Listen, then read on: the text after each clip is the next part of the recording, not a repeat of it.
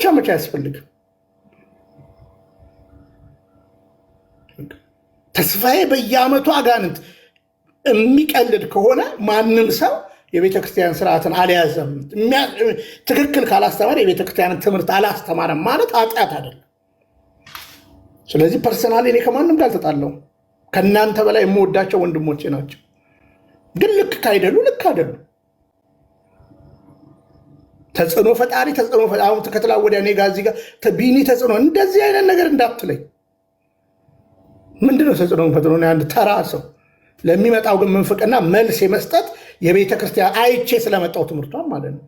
ታዲያ አሁን እኔ ጋር እኮ ፕሮቴስታንት መጥቶ እኮ እነ ግርማ ምናምን አይለኝም። ምክንያቱም ቀድሜ አስምሬያለሁ። ይህ የቤተ ክርስቲያን ትምህርትና ልምምድ አይደለም ብያለሁ። በተስፋዬ በነ ጆቢራው ምናምን ማንም አይጠይቀኝም። እውነታውን ተረዱ። ስለዚህ ይያዙ፣ የሆነ ማህበር ይቋቋም ተባለ። አልያዝም አሉ። እኔ አሁን ለኢዮቤ መልስ መመለስ አለብኝ። ብመልስለት በጣም ጎደዋለሁ። በነገራችን ላይ እውነቴን ነው የምነግርህ ኢዮብ፣ እየሰማኸኝ ስላለ ከስር ማለት ነው። በጣም ጎዳሃለሁ። ግን ልጄ ነህ።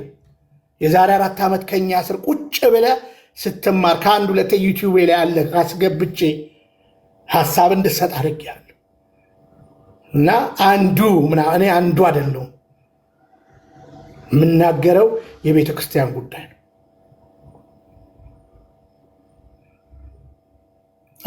ለምንድን ነው የሚመጣው? ምን ሊያደርግ ነው የሚመጣው?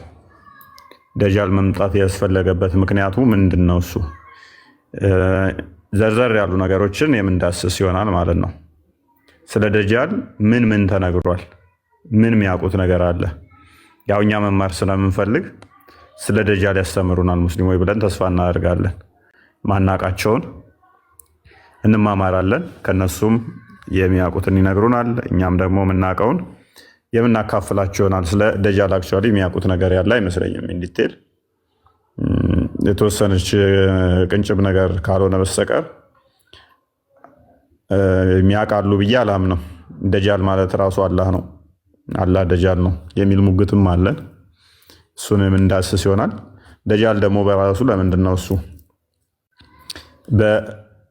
በኢየሱስ ተቃራኒ ሆኖ የሚመጣው? ማለትም ሐሰተኛ ኢየሱስ ሆኖ ነው የሚመጣው። ሐሰተኛ አላህ ሆኖ ሳይሆን የሚመጣው ሐሰተኛ ኢየሱስ ሆኖ ነው የሚመጣው። ለምንድን ነው እንደዛ ሆኖ መምጣት ያስፈለገበት ደጃል የሚለውንም የምንዳስስ ይሆናል ማለት ነው። ደጃል ከፍጥረታት ሁሉ የተለየ ፍጥር እንደሆነ እንትኖቻቸው መጽሐፍቶቻቸው ይናገራሉ።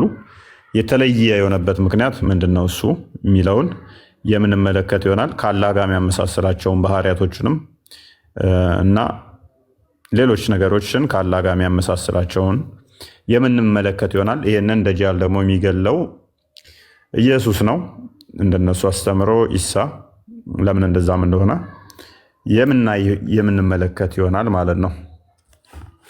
ስለዚህ ከአሁን ጀምሮ በሬ ክፍት ይሆናል ለሙስሊሞች ማለት ነው። ሙስሊሞች ስለ ደጃል ያላቸውን ግንዛቤና እውቀት ያካፍሉናል፣ እንማማርበታለን ብዬ ተስፋ አደርጋለሁ። ሄሎ ሳሚ ነው የሚለው ነው። ሄሎ ኦኬ። ሙስሊም ነህ ክርስቲያን? ኧረ ክርስቲያን ነኝ። ኦኬ። ስለ ደጃል ልታስተምረን ነው? ኧረ ሰላም ልል ነው የገባሁት። መልካም ሰላም ብለናል። መልካም እሺ፣ እግዚአብሔር የተመሰገነ ይሁን። እንዴት ነው? ሰላም ናችሁ? እግዚአብሔር ይመስገን ሰላም ብለናል። በርቱ፣ ከስሩ ነው። ካሁን በኋላ ክርስቲያኖችን አይ ቲንክ አትላኩልን። አረብኛ ስም እንኳን ደህና መጣ።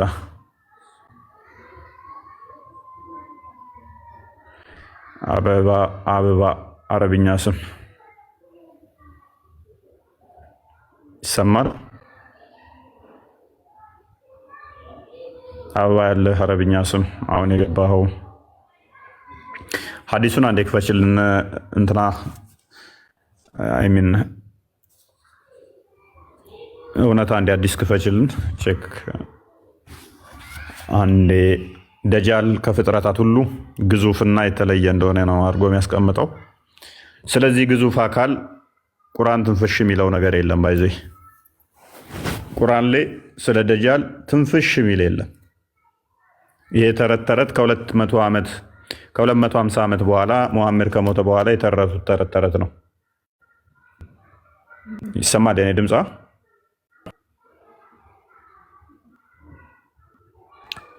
ይሰማል። ኦኬ ቀጥይ አንብቢው። እሺ ከመጀመሪያው ስንጀምር we used to go to Imam bin Hussein passing in front of Hisham እንግዲህ እኛ ወደ ኢማም ሁሴን እንሄድ ነበረ በሂሻም ፊት ለፊት የሚያልፈውን ማለት ነው። እዛ he one day said to you passing by me እንግዲህ አንድ ቀን ምን አለ in order to go to some persons ወደ አንድ ሰዎች ለመሄድ but amongst the living person እንግዲህ ፐርሰን ብሎ የገለጸው በህያዋን ማለት በህይወት ባሉ ሰዎች ማለት ነው። እና none remained the company of Allah's messenger እንግዲህ በአላህ መልእክተኛ ውስጥ ካምፓኒ ማለትም ከሱ ጋር የነበሩ አንዳችም አልነበሩም። more than I ከዛ ከኔ በላይ and none knows about hadith than I heard Allah's messenger እንግዲህ ከኔ በላይ የሚያውቅ የለም ብሎ ነው የሚያስቀምጠው እዚህ ጋር saying there would be no creation ምን ብሎ ነው እዚህ ጋር እንግዲህ ያው ያላ መልእክተኛ ተብሎ ላከው መሐመድ የተናገረው ነው የሚያስቀምጡት። Allah's messenger ምን ብሎ ተናገረ? there would be no creation ከእንግዲህ ከሱ በፍጥረታት መሀል creating more trouble ከእንግዲህ ችግርን የሚፈጥር ከደጃል በላይ away from the creation of Adam ከምንድን ነበር ስም ከአዳም ጀምሮ እስከ መጨረሻው ሰዓት ድረስ የደጃልን ያህል ችግር የሚፈጥር ፍጥረት የለም ብሎ ያስቀምጣል ማለት ነው። እዚህኛው ሐዲስ ላይ ሐዲሱን ከፈለጋችሁ ሳሂህ ሙስሊም 2946 ኤ ላይ የተቀመጠው ከደጃል በላይ የእሱን ያክል ችግር የሚፈጥር ፍጥረት እንደማይፈጠር ያስቀምጣል።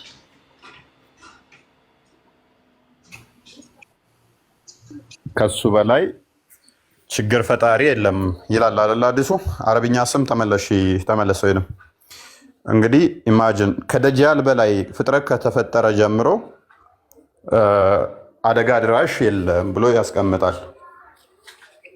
ሐዲሱ ሙስሊም ላይ የሚገኝ ነው። ሳይ ሙስሊም ላይ እንግዲህ በዚህ መጠን የተነገረለት አካል በጣም አደገኛ እንደሆነ ኃይለኛ እንደሆነ የተነገረለትን አካል ይገለዋል ተብሎ የሚጠበቀው ማን ነው? ኢሳ መጥቶ ነው። ኢሳ መጥቶ ይገለዋል ተብሎ ይጠበቃል። ለምንድን ነው እሱ ኢሳ መጥቶ ይህንን አካል ሊገለው የቻለው? እንዲህ አደገኛና ኃይለኛ የሆነውን አካል ኢሳ በምን አቅሙ እንዲህ ሊገለው ቻለ? ማለት ሙሐመድ እንዴት ሳይሆን የነቢያት መደምደሚያ ሀያል የምትሉት ከሁሉ በላይ የምትሉት ሙሐመድ እንዴት ሳይሆን እሱ ሌላ ጉዳይ ሆነና በጣም እኔ የሚያስገርመኝ እነዚህ በዓለም ላይ አደጋ ያደርሳል ኃይለኛ ነው የተባለው አካል በቁርአን ውስጥ አንድም ቦታ ላይ አልተጠቀሰም። ደጃል ተብሎ አንድም ቦታ ላይ በቁርአን ውስጥ ስለዚህ አካል የተጠቀሰ የለም። ለምን? አላህ ስለዚህ ጉዳይ ለምንድን ነው ያልጠቀሰው? እውነት ከሆነ ይሄ ሰዎች ከ200 ሙስሊም እንግዲህ የተጻፈው ከ300 ምናምን ዓመት በኋላ ነው ሙሐመድ ከሞተ። ሰዎች ከ300 ዓመት በኋላ የጻፉት ተረት ተረት ውስጥ ሲገኝ መጽሐፍ ላይ ቁርአን ላይ ለምን ሳይገኝ ታሪክ ደጃል እንደዚህ ያደርጋል የሚለው ታሪክ በቁርአን ውስጥ ለምን ተጽፎ ሳይገኝ? ለምንድን ነው እሱ በጊዜው ያልነበረው? ይሄንን ሜቢ አረብኛ ስም አይ ቲንክ ሙስሊም ላይ መሰለኝ ሰማል። አረብኛ ስም ሸበካ ይዞኝ ነው። መልካም እንኳን ደህና መጣ።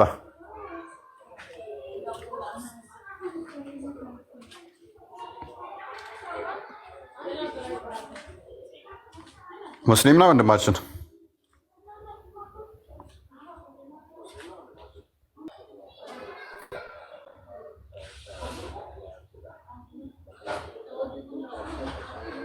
ወንድማችሁ ለክርስቶስ ይዛላችሁ። አንዲት ሀብታው ላስደርገው ወይ አንድ ደቂቃ ልውሰድ።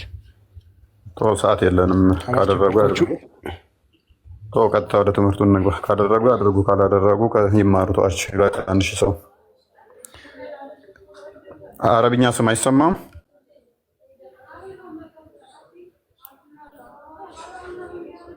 ልብ በሉ እሺ። ተማር በቃ ችግር የለውም። ወይንም ውረድና ከስር ልብ በሉ። በዓለማችን ላይ እጅግ ከፍጥረት ከመጀመሩ ጀምሮ እስከ መጨረሻ ድረስ ይህንም ያህል አደጋ የሚያደርስ የለም ተብሎ የተነገረለት አካል በቁርአን ውስጥ ለምን ያልተጠቀሰው? ወይስ ይህ ተረት ተረት ከጊዜ በኋላ የመጣ ነው?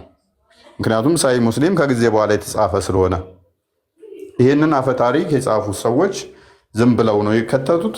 ወይንስ አስቀድሞም ይሄ ታሪክ ነበር ካሉን ይህንን ታሪክ ከቁርአን ላይ ሊያሳዩን ይችላሉ ወይ?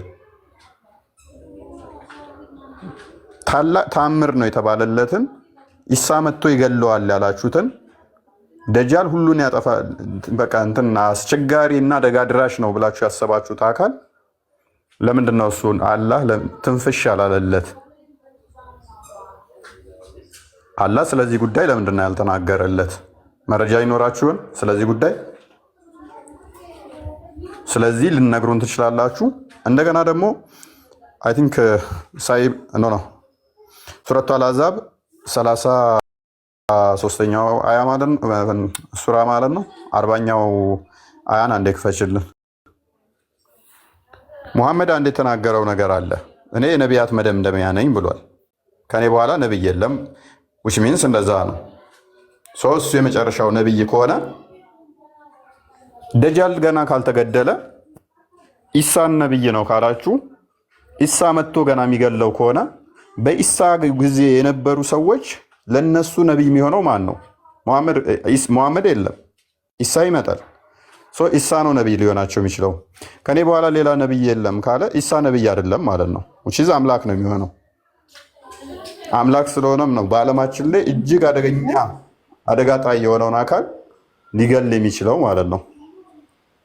አይ ቲንክ 40ኛው አያ ይመስለኛል። ቼክ አድርግልኝ። 33ኛው ሱራ 40ኛው አያ ሙሐመድ ለማንም ወንድ ልጅ አባት አይደለም የሚለውን ክፍል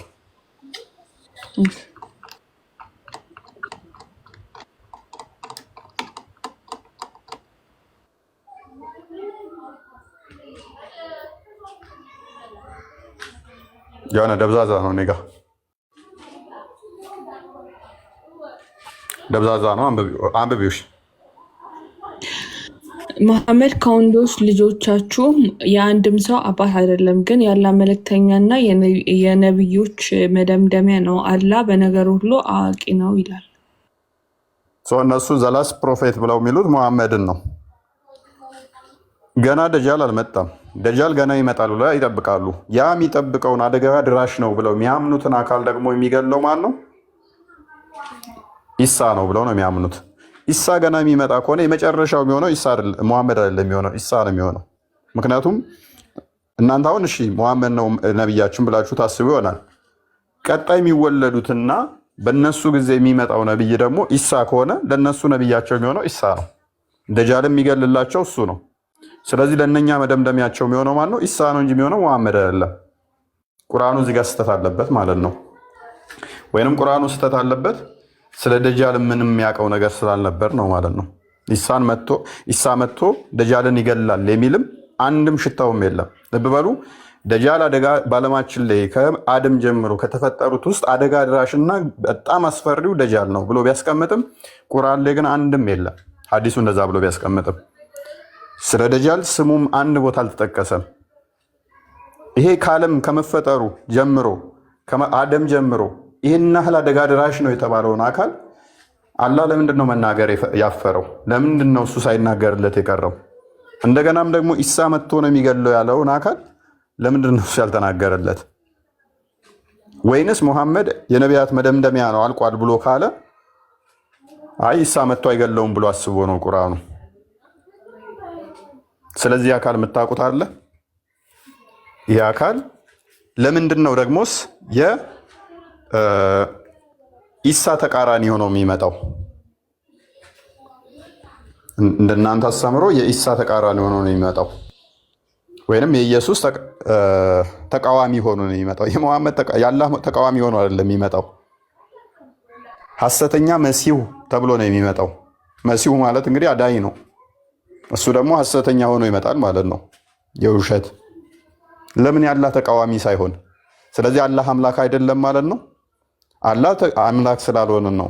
ኢየሱስ አምላክ መሆኑን አውቆ ነው የኢየሱስ ተቃዋሚ ሆኖ የመጣው ማለት ነው። የግለሰቦች ተቃዋሚ ሆኖ አይደለም የመጣው። ይህ አካል ከሙሐመድ ጋር ወዳጅ ስለሆነ የሙሐመድ ተቃዋሚ ሆኖ አይመጣም። ልብ በሉ።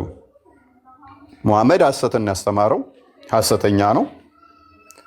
ነገር ግን ይሄ የሚመጣው አካል የሙሐመድ ተቃዋሚ አይሆንም። የማን ተቃዋሚ ነው ሆኖ የሚመጣው? የኢየሱስ ተቃዋሚ ሆኖ ነው የሚመጣው። አንቲክራይስት ሆኖ ነው የሚመጣው።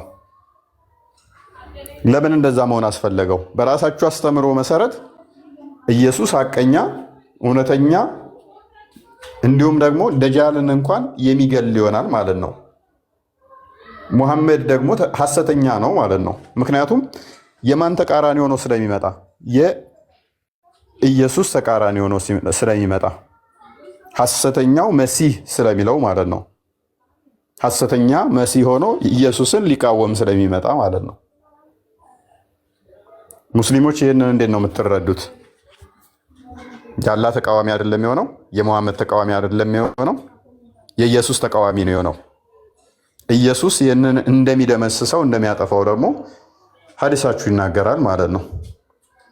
ኦኬ፣ ይህ አካል ከአላህ ጋር ምንድን ነው የሚያገናኛቸው ብለን ያልን እንደሆነ ልዩነታቸው በጣም ግራ የሚያጋባ ነው። እንዴት ነው ልትግባቡ የምትችሉት? ሰዎቹ ግራ ይገባቸዋል። ደጃል ማለት እጅግ ጠቃሚ ነው፣ ለሰዎች አስፈላጊ ነገር ነው ካልከው በኋላ ቆየት ብለህ ደግሞ ደጃል ማለት ጎጂ ነው ምናምን ብለህ ስንነግረው ሰዎቹ ሊረዱ አይችሉም፣ መረዳት አይችሉም። ያንን አካል ጎጂ ነው ጠቃሚ ነው የሚለውን ስለ ነግራቸው ምንም እርግጠኛ ነበሩም ሰዎቹ ማለት ነው። ሱናን አቢ ዳውድን አንዴ ክፈችው። ምን ላይ ነው የከፈትሽው? ሱናን አቢ ዳውድ 4:20 ላይ ነው አይደለ? 4:3:20 4:3:20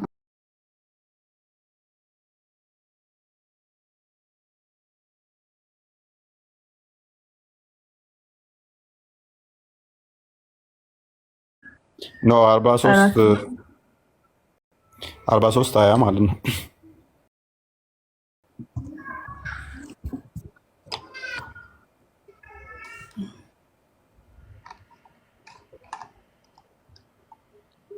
እሺ ያው ተከፍቷል። ኦኬ ቀጥይ።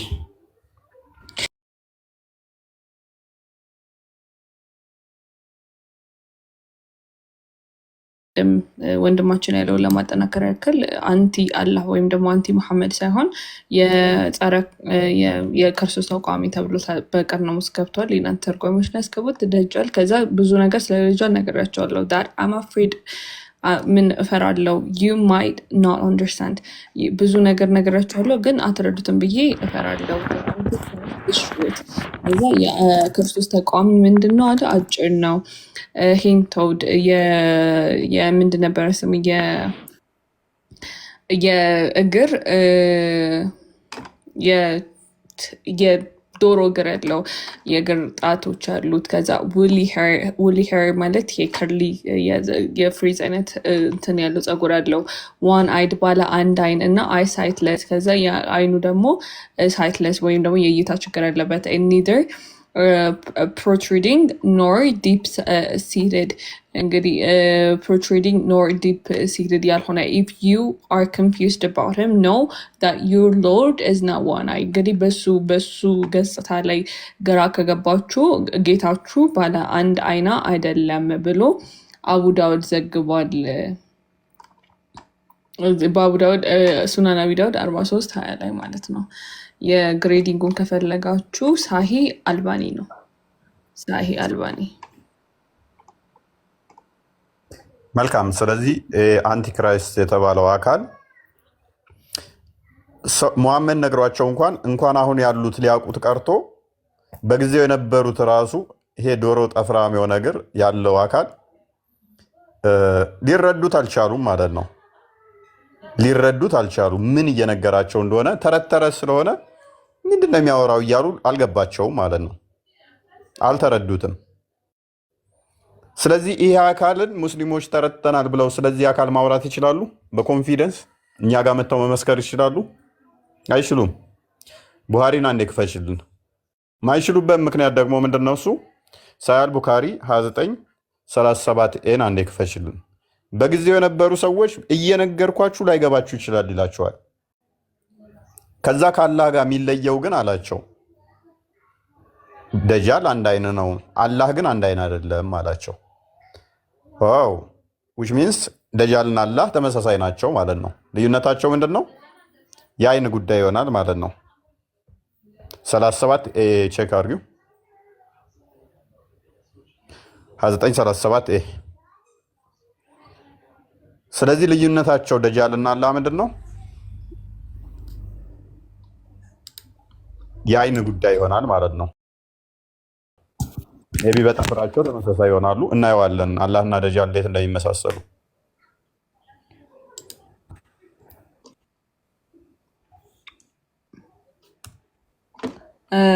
ሀያ ዘጠነኛው ስንት ነው? 2937 አይደለ? 2937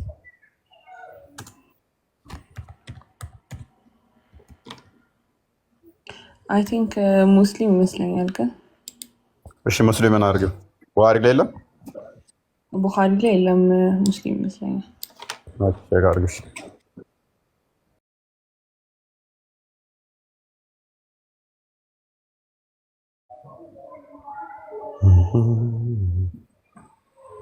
ሙስሊም ላይ ነው ያለው። እሺ ልቀጥል። እሺ what is the matter with you ምንድነው ችግራችሁ ብሎ ይጀምራል። ሳሂህ ሙስሊም 2937 we said Allah's messenger you made a mention of Dajjal in the morning ከዛ በኋላ ምንድነው በጧት ላይ ስለ ደጃል አንስተን ነበረ። ከዛ በኋላ sometimes describing him to be insignificant and sometimes very important እንግዲህ insignificant የሆነ ምንድን ነበር እሱ ብዙ ማስፈላጊ ያልሆነ ግን አንዳንድ ጊዜ ደግሞ ምንድነው እና ደግሞ አንዳንድ ጊዜ ደግሞ አስፈላጊ ሆነ ብለህ ታነሳዋለህ። ከዛ until we began to think ምን ብለን ማሰብ ጀመርን as if he were present in some near part of our cluster of the dead palm tree እንግዲህ ክላስተር የምንድን ነበረ ስሙ የዘንባባ ዛፉ ሰዓት ላይ ቅርቡ የሆነ ያህል እንዲሰማን ማለትም በአሁኑ በምንድን ነበረ ስሙ አሁን ፕሬዘንት ታይም እንደሆነ አይነት ለምንድን ነበረ ስሙ ለዘንባባው ጊዜ ለዘንባባው ዛፍ ታይም ድረስ ቅርብ የሆነ እንዲሰማን ብሎ ነገረ። thereupon he said ማን የአላህ ከዛ በኋላ ምን አላቸው የአላህ መልእክተኛ I harbor fear in regard to you ከዛ በኋላ ምን አይነት እፈራለው ለናንተ and so many other things beside the ደጃል ከደጃል በተያያዘ ጋራ የተለያዩ ነገሮችን ለናንተ እፈራለው ብሎ አስቀምጣ if he comes forth while I am among you ምንድን ነበር ስሙ በእናንተ መካከል በነበርኩ ሰዓት ቢመጣ ኖሮ ብሏል። I shall contend with him on your behalf በእናንተን ወክዬ እናንተን ተክቼ እሱ ጋራ በተማልኩት በነበረ በተቃናበት ዋና ፖይንታችን ከላይ ያለው ነው። ረጅም ነው አጨርሹም ዘልየው ይርብሻል እና በበሽ መጨረስ ኤኒዌይስ ዋና ሀሳቡ ሙሐመድ ራሱ በጊዜው ግራ ያጋባቸው ነበር። ጠዋት ተነስቶ እንደ ጠቃሚ ነገር ይነግራቸዋል።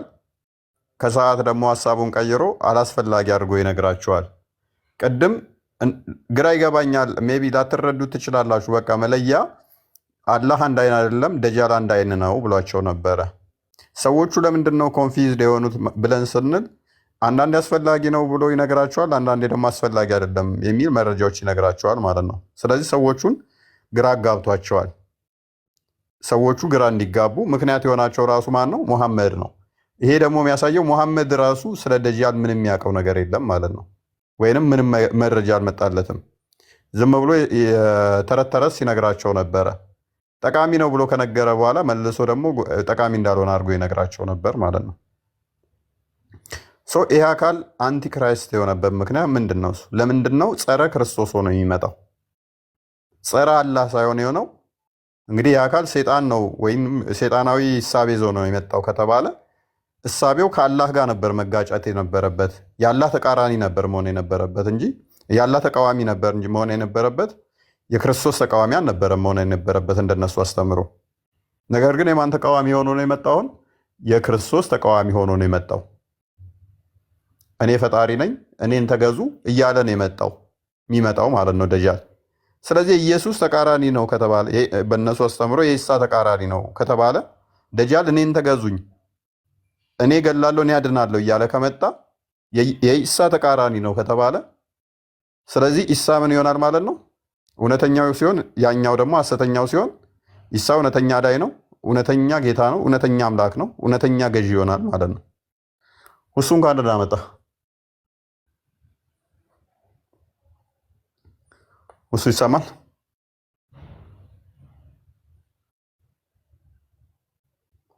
እሱ ትንሽ ድምፅን ከፍ አድርገው። አይሰማም? አሁን ይሰማል። እንኳን ደህና መጣ።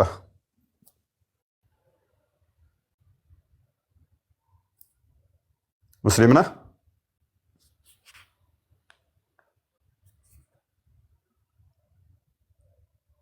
እሱ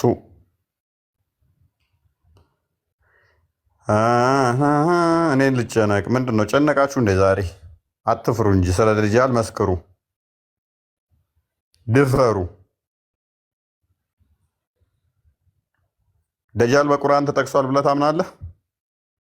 ይህ አስፈሪ የሆነ ሁሉን ያጠፋል የምትሉት ኔፕ መልስ የለም።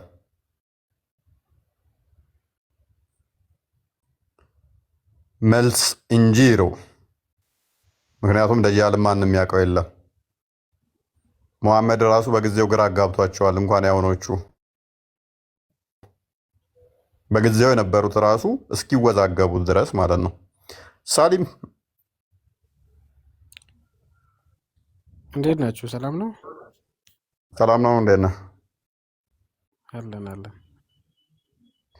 መልካም። ዛሬ ስለ ደጃል እያወራን ነበረ።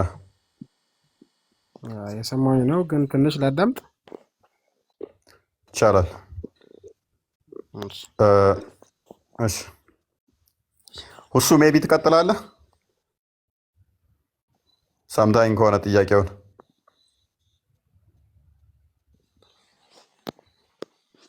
ሁሱ ይሰማል? ሁሱ ቀጥሉ፣ እየሰማኋቸው ነው። ኦኬ፣ የምትለው ነገር ይኖራል? አይሰማም? ትሰማለህ? ሙስሊም ነህ? አዎ። ስለ ደጃል የምትለን ነገር ይኖራል? ቀጥሉና፣ ችግር የለውም። መልካም። እሺ፣ ቀጥሉ፣ እየሰማሁ ነው። እሺ፣ መልካም። ልብ በሉ። ደጃል እንግዲህ ከአዳም ፍጥረት ጀምሮ እጅግ አደጋ ድራሽ እንደሆነና በሀዲሱ መሰረት እነኚህ ሀዲሶች ሞስት ኦተንቲክ በሚባሉት በእስልምናው ተቀባይነት ካላቸው ከቡሃሪና ከሙስሊም የተውጣጡ ናቸው። ከቁርአን ቀጥለው ቡሃሪን ነው ተቀባይነት በደንብ አለው ብለው የሚያምኑት። ከዛ ወዲያ ሙስሊም ነው። በእነኚህ ሀዲሳቶች ውስጥ የሚገኙ ናቸው። ሳሂህ ናቸው ግሬዳቸው። ስለዚህ ከአዳም ጀምሮ በፍጥረታት ላይ እጅግ አደገኛ ነው ተብሎ የተነገረለት አካል በቁርአን ሽታውም የለም፣ አልተጠቀሰም።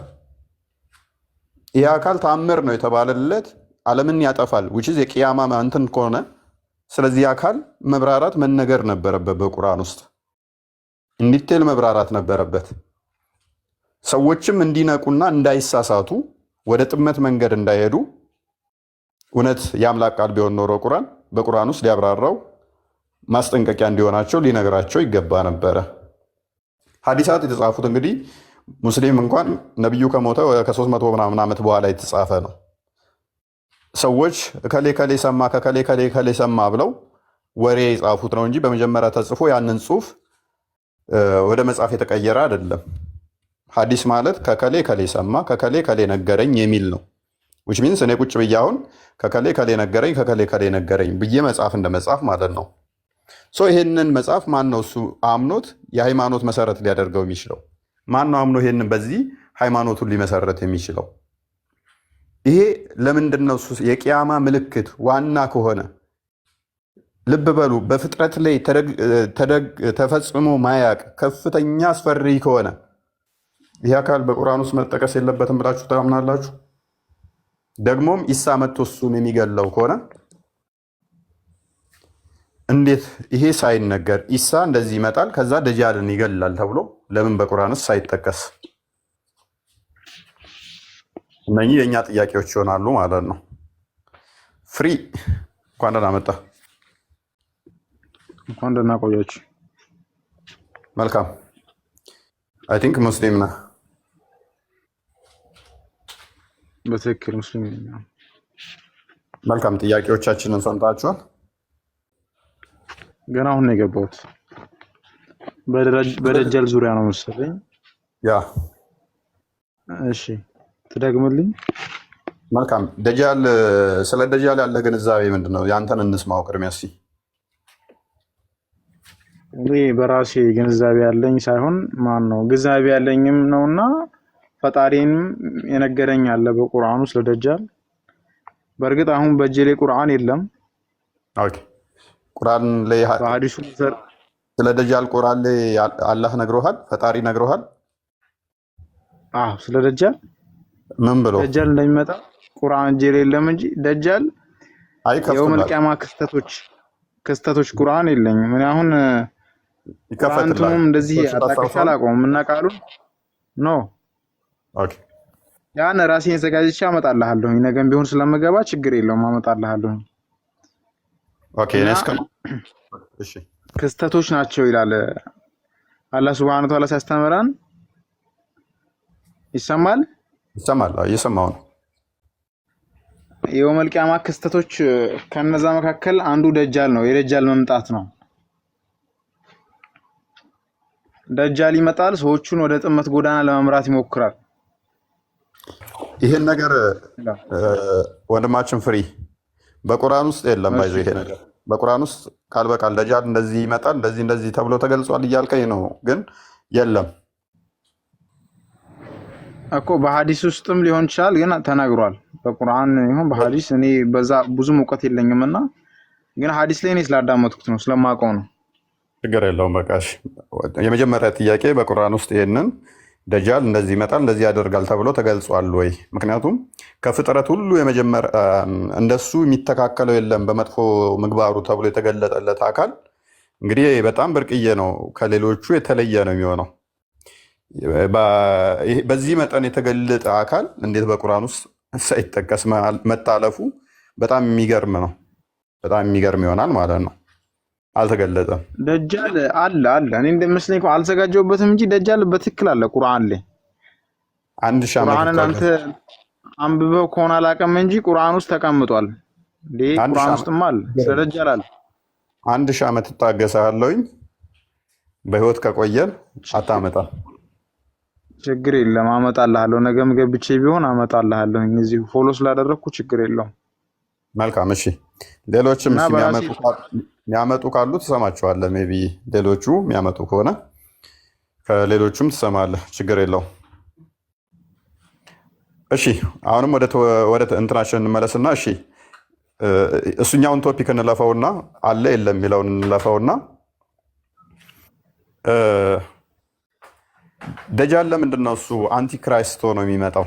የማን ተቃራኒ እንትን ሆኖ ነው የሚመጣው? ተቃራኒ ሆኖ ነው የሚመጣው።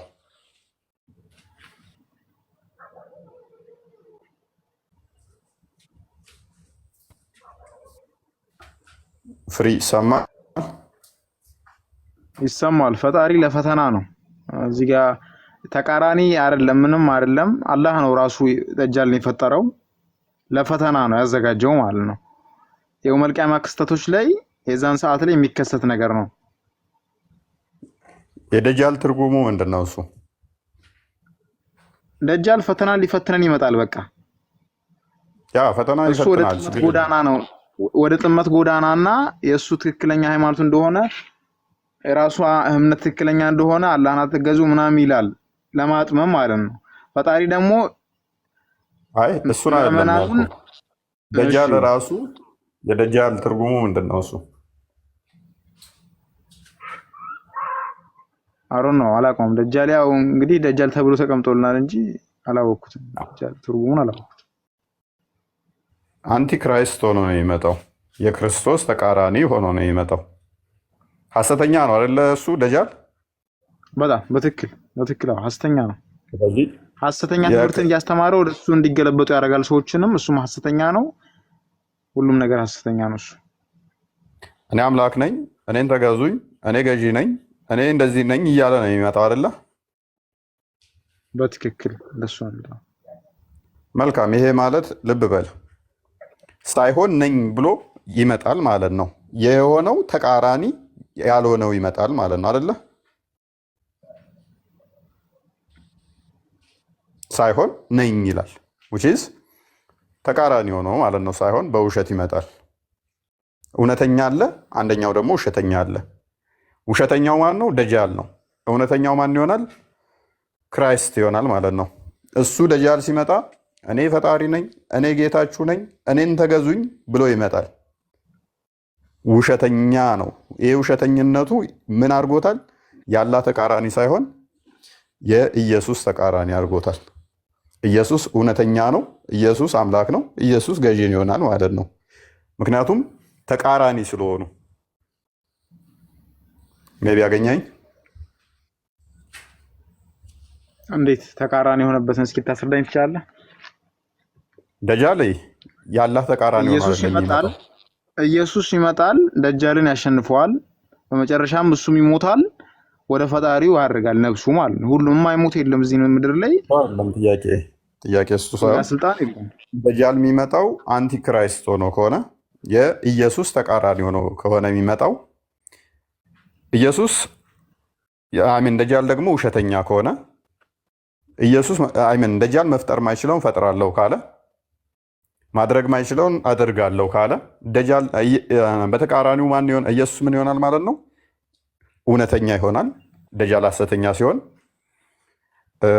ደጃል ሐሰተኛ ፈጣሪ ነኝ ሲል ኢየሱስ ደግሞ ተቃራኒው እውነተኛ ፈጣሪ ይሆናል። ምክንያቱም ተቃራኒ ስለሆኑ ደጃል በሐሰት አስነሳለሁ ከመቃብር ሲል ኢየሱስ ደግሞ የሱ ተቃራኒ ስለሆነ እውነተኛ አስነሽ ይሆናል ማለት ነው። ምክንያቱም ተቃራኒው ስለሆነ አንቲክራይስት ይለዋል። አዲሱንም ያው ደጃል ትርጉሙ አንቲ መሳይ ወይንም ደግሞ አንቲክራይስት ብለው የሚያስቀምጡት እንትኖች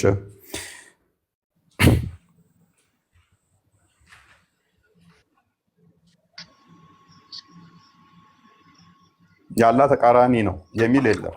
ወይንም ደግሞ ሐሰተኛ አላህ ሆኖ አይደለም የሚመጣው፣ ሐሰተኛ መሲህ ሆኖ ነው የሚመጣው። ኢየሱስን እየተቃወመ ነው የሚመጣው። ስለዚህ ኢየሱስን ተቃውሞ ሲመጣ አማርኛው ተፍሲር ካለ አማርኛውን ተፍሲር ብታደርግልን አሪፍ ነው። እሱ ቁርአን ካለ አማርኛውን ተፍሲር ብታደርግልን። ቁርአን አይደለም ታነብልኝ? ሐዲስ ነው ሐዲስ። ቁርአን ላይማ ደጃል ሽታውም የለም።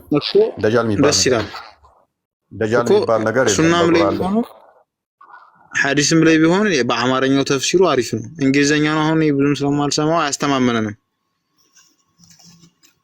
ኦኬ ሜቢ የተወሰነችውን ፓርት ኮፒ እንትን ብለሽ ተርጉሚለት። አንቲክራይስት ከሚለው ድረስ በቂ ነው።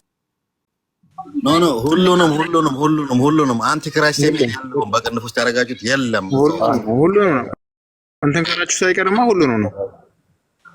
የለም አንቲክራይስት ፈልገን ፖይንት ብቻ እንትን ብለሽ ማለት አትሽም። ሁሉንም ነው እያየሁት ነው። ሙታጣሩ ተረጋጋ።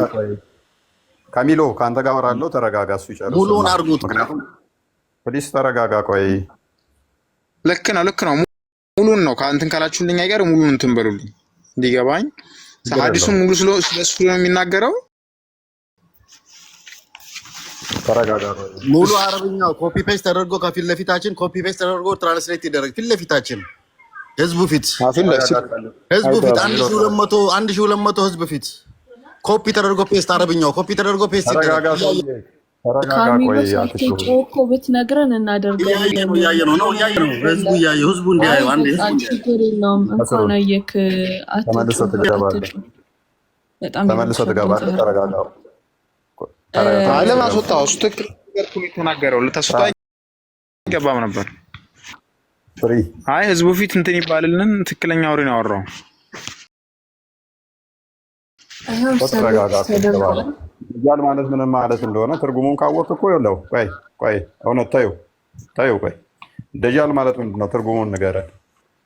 የደጃልን ትርጉም ከነገርከን ራሱ መልሱን ስለምትሰጠን የደጃልን ትርጉም ንገረን። ብዙ እውቀቱን የለኝም። ተፍሲሩን ታሳይን አይደል? ለምን አሳያለሁ? የደጃልን ትርጉም ራስህ ስነግረኝ የክርስቶስ ተቃራኒ መሆኑን ራሱ መልሱን ትሰጠኛለህ። እኔ ሳለፋ ማለት ነው። መሲህ ደጃል ነው። ደጃል መሲህ ደጃል ይባላል። መሲህ ደጃል ይባላል? አዎ። እርግጠኛ ነህ?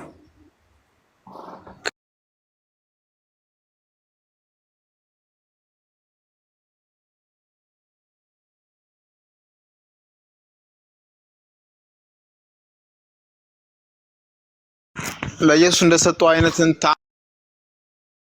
ተአምራትን እንትን እያለ እኔ አምላክ ነኝ ተገዙኝ ምናምን ይላል። እንደዚህ አይነት እንትኖችን ተአምራቶች አሉት። እሱ ነው ማለት እኮ ያውንም ይወለ ያስነሱ እኔ አምላክ ባይ ፍሪ የተወሰነ ነገር ተሳሳትክ እንጂ መሲህ ሚል ስም ላዩ ላይ እንዳለው ገብቶሃል ማለት ነው። መሲህ ማለት ኢየሱስ ማለት ነው፣ የተቀባው ማለት ነው። ስሙ ላይ እንዳለበት ባይ መሲህ ማለት እንትኑን እንትን እያለ እኮ ነው። መሲህ ማለት ተአምራቶቹን ነው። ገብቶሃል? ማን ያለ የመሪም ልጅ አልመሲህ ኢሳ ብሎ የሚያስቀምጠው ቁርአን ላይ ተአምራቶች ሙሉ የሚነግረን ነገር እዛው ላይ እናየዋለን። ቀላል ነገር እኮ ነው። እኔ አሁን ብዙም ስላዘጋጀው ነው። እሺ አላጠናሁትም። ይሄ ሱናው ስላላጠናሁት ነው ስለማለት እኮ ችግር የለውም እኮ የለም፣ ቁርአን ላይ የለም። ቁርአን ላይ ከሌለ ደግሞ ምን ላይ ነው የምቆመው? ሐዲስ ላይ ነው። ሐዲስ ላይ ስቆም ደግሞ ሐዲሱን አሳየና ሐዲሱን አሳየን ተፍሲር አድርጎና የደጃልን ትርጉም እኮ እዛው ላይ ፈስሮልህ አስቀምጦልሃል። አንቲ ክራይስት ነው ብሎ ፈስሮልሃል። ደጃል ማለት ምን ማለት ነው? አንቲ ክራይስት ነው። ተርጉሚለት። ለምን ፈራው አንተ? በአማርኛ ሙሉ እንዳይተረጉም ለምን ፈራው አንተ? ያው ለምን ፈራለሁ? ዘሆል እንትን ስታነበው ተረተረ ስታነብለቱና ተርጉሚለት ነው። አንተ ተረተረት የምታወራው እኮ ከኢየሱስ ጋር ተቃራኒ ነው። ጭራሽ የሚመስል ነገር ኢየሱስ ይመጣው እሱን እንትን ሊል ነው። ፈጣሪ የሚልከው እሱ እንዲገለው ነው። መጨረሻ ላይ እሱን ያሸንፈዋል፣ ያደርጋል። እሱም ይሞታል፣ ወደ ፈጣሪው ተመላሽ ነው እንጂ ኢየሱስ ተቃራኒ ነው ምናምን። ይሄ አንተ አስተምሮት ነው። አንዴ ፍሪ ቦል ድምፅን ቀንሰው፣ አትሊስት እየረበሸኝ ነው። በጣም ነብዩ እንዲህ አሉ ስለ ደጃል ጸረ ክርስቶስ ብሎ እዚህ ጋር በእንግሊዝኛ አንቲክራይስት የሚለውን ይታያል አይደለ? አንቲክራይስት በእንግሊዝኛ የሚለውን እዚህ ጋር ጸረ ክርስቶስ ብዙ ነገራቸዋለሁ እንዳትረዱ ትሰጋለሁ። የክርስቶስ ተቃዋሚ አጭር ዶሮ ጣት ያለው የበግ ጸጉር ያለው አንድ አይን ያለው አይንም አይን የማያይ ነው እና ወደ ላይ የሚወጣ ወደ ስርም የሰደደ አይደለም። በእርሱ ላይ ግራ ከተጋባችሁ ጌታችሁ አንድ አይን እንዳልሆነ እወቁ።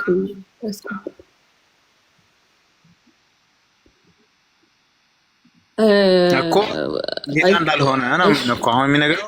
መሲህ ደጃል ጌታ እንዳልሆነ ነው የሚነግረው። እሱ እዚህ ጋራ ጸረ ማን ሆኖ ነው የሚመጣው ነው ያለው? የማን ተቃዋሚ ሆኖ ነው የሚመጣው ያለው?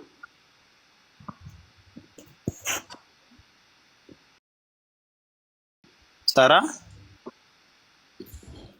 ማን ነው የሚለው እዚህ ጋር? ክርስቶስ የሚል ሲጀመር አለ ቁርአን ውስጥ። አሁን የቁርአን ተፍሲር ነው የምታሳየኝ አይደለ? ክርስቶስ የሚባል ቃል ቁርአን ውስጥ እኮ አይተማም። ቁርአን ውስጥ ሐዲስ ውስጥም ሆነ ምን ውስጥ ክርስቶስ የሚባል ነገር የለም። ዒሳ የሚባል ነገር ነው እንጂ ክርስቶስ የሚባል ነገር የለም። ወገን እንዴት ነው የምንግባባው? ቁርአን ውስጥ ስለ ደጃል የተጠቀሰ ነገር የለም እያልን ነው። ቁርአን ውስጥ ክርስቶስ የሚባል አለ የለም ይለኛል። ቁርአን ውስጥ መሲህ ብሎ ከቶታል። አክቹዋሊ ቁርአን ከየት እንዳመጣው ባናቅም ክርስቶስ የሚል ቃል አለ የለም ይላል። ዋና ፖይንታችን ደጃል የሚባል ነገር እኮ እኛ አስቀድመን ቁርአን ውስጥ የለም ብለን እንትን ብለናል።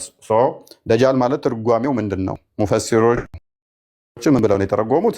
አንቲክራይስት ማለት ነው ደጃል ብለው ነው የተረጎሙት። ያንተ ሊቃኖች ጸረ ክርስቶስ ነው ብለው ተርጉመውላል።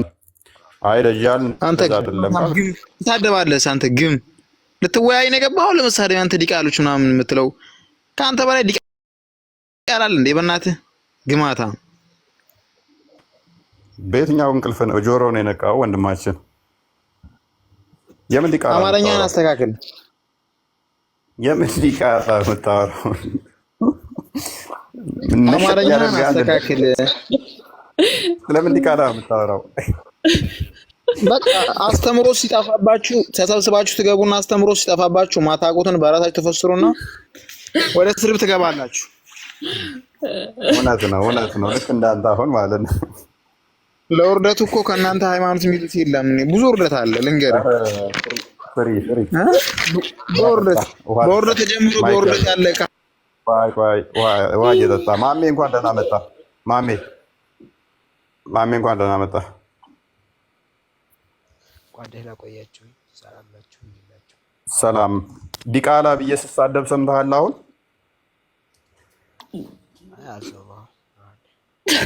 ወንድም ምንድን ነው የሚለኝ ታዲያ? ዲቃላ እያልክ የምትሳደበው ራሴን የጠረጠርኩት ዲቃላ ብዬ እንዴ? ኬት ነው የሚቀዳው? ስለምን ስድብ ነው የሚያወራው? ኧረ ይመችህ። ኤኒዌይስ ስለ ደጃል በቁርአን ውስጥ ተጠቅሷል ብለህ ታምናለህ ሙሐመድ? ደጃል የሚል ስም ወይንም ደጃል እንደዚህ ያደርጋል ተብሎ የተጠቀሰ የለም። በሐዲስ ግን ብዙ ቦታ ላይ ደጃል ከአዳም ጀምሮ በአደገኛ አደጋ ድራሾች ውስጥ እንደሆነ ተጠቅሷል ማለት ነው። ይሄንን ቁርአኑ ለምን እንደዘለለው ልነግረን ትችላለህ? ማለት የመጨረሻ እንትን ምልክት ከሆነ ለምንድነው መጥቀስ ያልፈለገው ቁርአኑ? አይ ይሄን እንኳን አላውቅም፣ ግን ነብዩ ለራሱ በመጀመሪያ አካባቢ ላይ ስለዚህ ወሬ እንትን ሲሉ በዛ በዘመናቸው ለራሱ እንዳለ ይጠራጠሩ ነበር ይባላል። መጠራጠር ብቻ ሳይሆን የሆነን ሰውዬ ራሱ ደጃል ነው ብለው ሲሉት እየማለ አይ ቲንክ ዑመር እየማለ ደጃል ነው ብሎ ሲለው ምንም አላለም ነብዩ። ሰውየው መጨረሻ ሙስሊም እንደሆነና ደጃል ነው እያለ ሲለው ነብዩም ኮንፈርም እንደማድረግ ዝምታን ነው የመረጠው። ኤኒዌይስ ዊች ሚንስ በጊዜው የነበሩ ሰዎች ባይጠራጠሩ አይገርመንም ማለት ነው። ዋና ፖይንታችን ግን ምንድነው እሱ መሰለኛ፣ ደጃል በዚህ መጠን ኃይለኛ እና አደገኛ ከሆነ ለምንድን ነው ዝምታን የመረጠው ቁርአኑ ነው? ስለሱ ለምን ሜንሽን ማድረግና ደጃል እንዲህ ነው ብሎ መግለጽ ለምን ሳይፈልግ ለምን ዝምታን መረጠ የሚል ነው።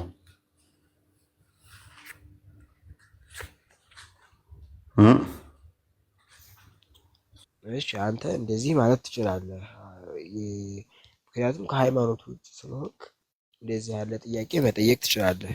እኔ ግን የምነግርህ ነገር ያው አላህና ነብዩ ያውቃሉ ነው የምለው። ምክንያቱም ምክንያት ሊኖረው ይችላል ቁርአን ላይ ያልተጠቀሰበት ምክንያት። ኦኬ ይሄ በጣም አደገኛ የሆነው ፍጥረት አዳም ከተፈጠረ ጀምሮ በጣም አደገኛ እና ኃይለኛ የሆነው ማን ነው የሚገለው? ኢሳ። ኦኬ መልካም። ኢሳ በቃ እሱን ሲያይ ለራሱ ይቀልጣል ይባላል። ይፈራዋል፣ በጣም ነው የሚፈራው ኢሳ። ታንክ ዩ። ስለዚህ ኢሳና ደጃል ወዳጅ ናቸው ወይንስ ተቃራኒ ናቸው? በጣም ተቃራኒ ናቸው። ምክንያቱም ስለዚህ ደጃል የኢሳ ተቃራኒ ነው። ኦኬ ሲያየው ገና ይቀልጣል፣ ለራሱ ይቀልጣል። ተቃራኒ ስለሆነ አሁን ለምሳሌ ፀሐይና በረዶ ተቃራኒ ስለሆኑ በቃ ስለሚቀልጥ ማለት ነው በረዶ። መልካም እሺ። ደጃል ውሸታም ነው፣ ክርስቶስ እውነተኛ አምላክ ነው። ተቃራኒ ናቸው። ያኛው ዋሽቶ ነው የሚመጣው። ኤኒዌይስ ደጃልን በምንድን ነው እሱ ሰዎች ሊያውቁት የሚችሉት? ደጃል ካፊር የሚል እንትን አለው፣ ጽሁፍ አለው ግንባሩ ላይ። አንድ አይኑ የፈረጠ እንትን ነው የሚባል ወይን ነው የሚባል። ኦኬ አንድ አይኑ ስውር ነው፣ ምልክት አለው። አይነ ስውር ነው። መልካም። ወይንም አንድ አይን የአይን ችግር አለው። በቃ እሱ መሆኑን ካረጋገጣችሁ እሱ መሆኑን ካረጋገጣችሁ ወደ ተራራው ውጡ ይባላል። ማሜ አንድ አይን ያላቸው አካላት እኮ ብዙ አሉ። ስለዚህ አንድ አይን ያለውን ባየን ቁጥር ደጃል ነው ብለን ጀጅ እናድርግ ወይንስ ይሄ አንድ አይን ከማን ጋር ለመለየት ነው አንድ አይን ነው ብሎ የተናገረው መሐመድ?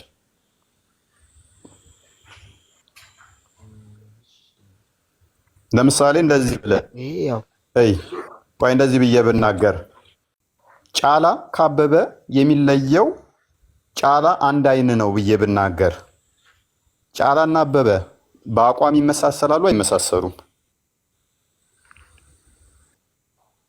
ይመሳሰላሉ። በአይናቸው ሲመሳሰላሉ? በአይናቸው አይመሳሰሉም። በደንብ ልብ በለው። ለድርጋምልህ ድምፅ በደንብ እየተሰማኝ ስላልሆነ አግኝተዋል ኤግዛምፕሉን። አክቹዋሊ ጫላ ካበበ የሚለየው አልኩህ። ለእናንተ ስለ ጫላ እና ስለ አበበ ነገርኳችሁና ግራ እንዳትጋቡ ጫላ ካበበ የሚለየው የጫላ አንድ አይን ነው ብዬ ብናገር ጫላ አይኑ አንድ አይና ነው ወይም አንዱ አይኑ እውር ነው ብዬ ብናገር አበበና ጫላ በአቋም በመልክ ተመሳሳይ ሆነው በአይናቸው ነው የሚለያዩት አይደለ? ቴንኪው። ነብዩ እንደዚህ አለ፣ ግራ እንዳትጋቡ ሰጋለሁ። ደጃል ከአላህ የሚለየው ደጃል አንድ አይና ስለሆነ ነው አለ። which means አላህና ደጃል በአቋም ተመሳሳይ የሆኑና ልዩነታቸው በምን ይሆናል ማለት ነው? በአይናቸው ይሆናል ማለት ነው። አሁን አንብቢለት ቀጥይ እንትና ሐዲሱን አንብቢ። ተመሳሳይ የሆኑበትን ማስረጃ ሰጠኝ። እሺ አንዴ ቆይ ሐዲሱን እንትን በይ ነው። እሺ እዚህ ጋር አሁን ለምሳሌ ሳሂ አለው ይሰማል? ይሰማል። እሺ ሳሂ ሙስሊም 169 ላይ ምን ይላል? Allah is not one-eyed and behold Allah ባለ አንድ አይን አይደለም behold that Dajjal is blind on the right eye ከዛ ምን ብሎ ያስቀምጣል? ደጃል በቀኝ አይኑ ግን ምንድነው አይነ እውር ነው ማለትም በቀኝ አይኑ አያይም and his eye would be like a floating grape እንደሚሳፈፍ ምንድነው ብሎ ያስቀመጠ? እንደሚሳፈፍ ወይን ነው ብሎ አስቀምጧል ማለት ነው። እዚህ ጋራ በአይናቸው ከአላህ ጋራ ለይቷቸዋል። ተጨማሪ ደግሞ ቆይ በቃሽ አትይጂ እዛ ቆይ። ስለዚህ ደጃል ምንድነው እሱ ቀኝ አይን ከአላህ ጋር ደጃል የሚለየው በምንድን ነው አለን ወንድማችን መሐመድ?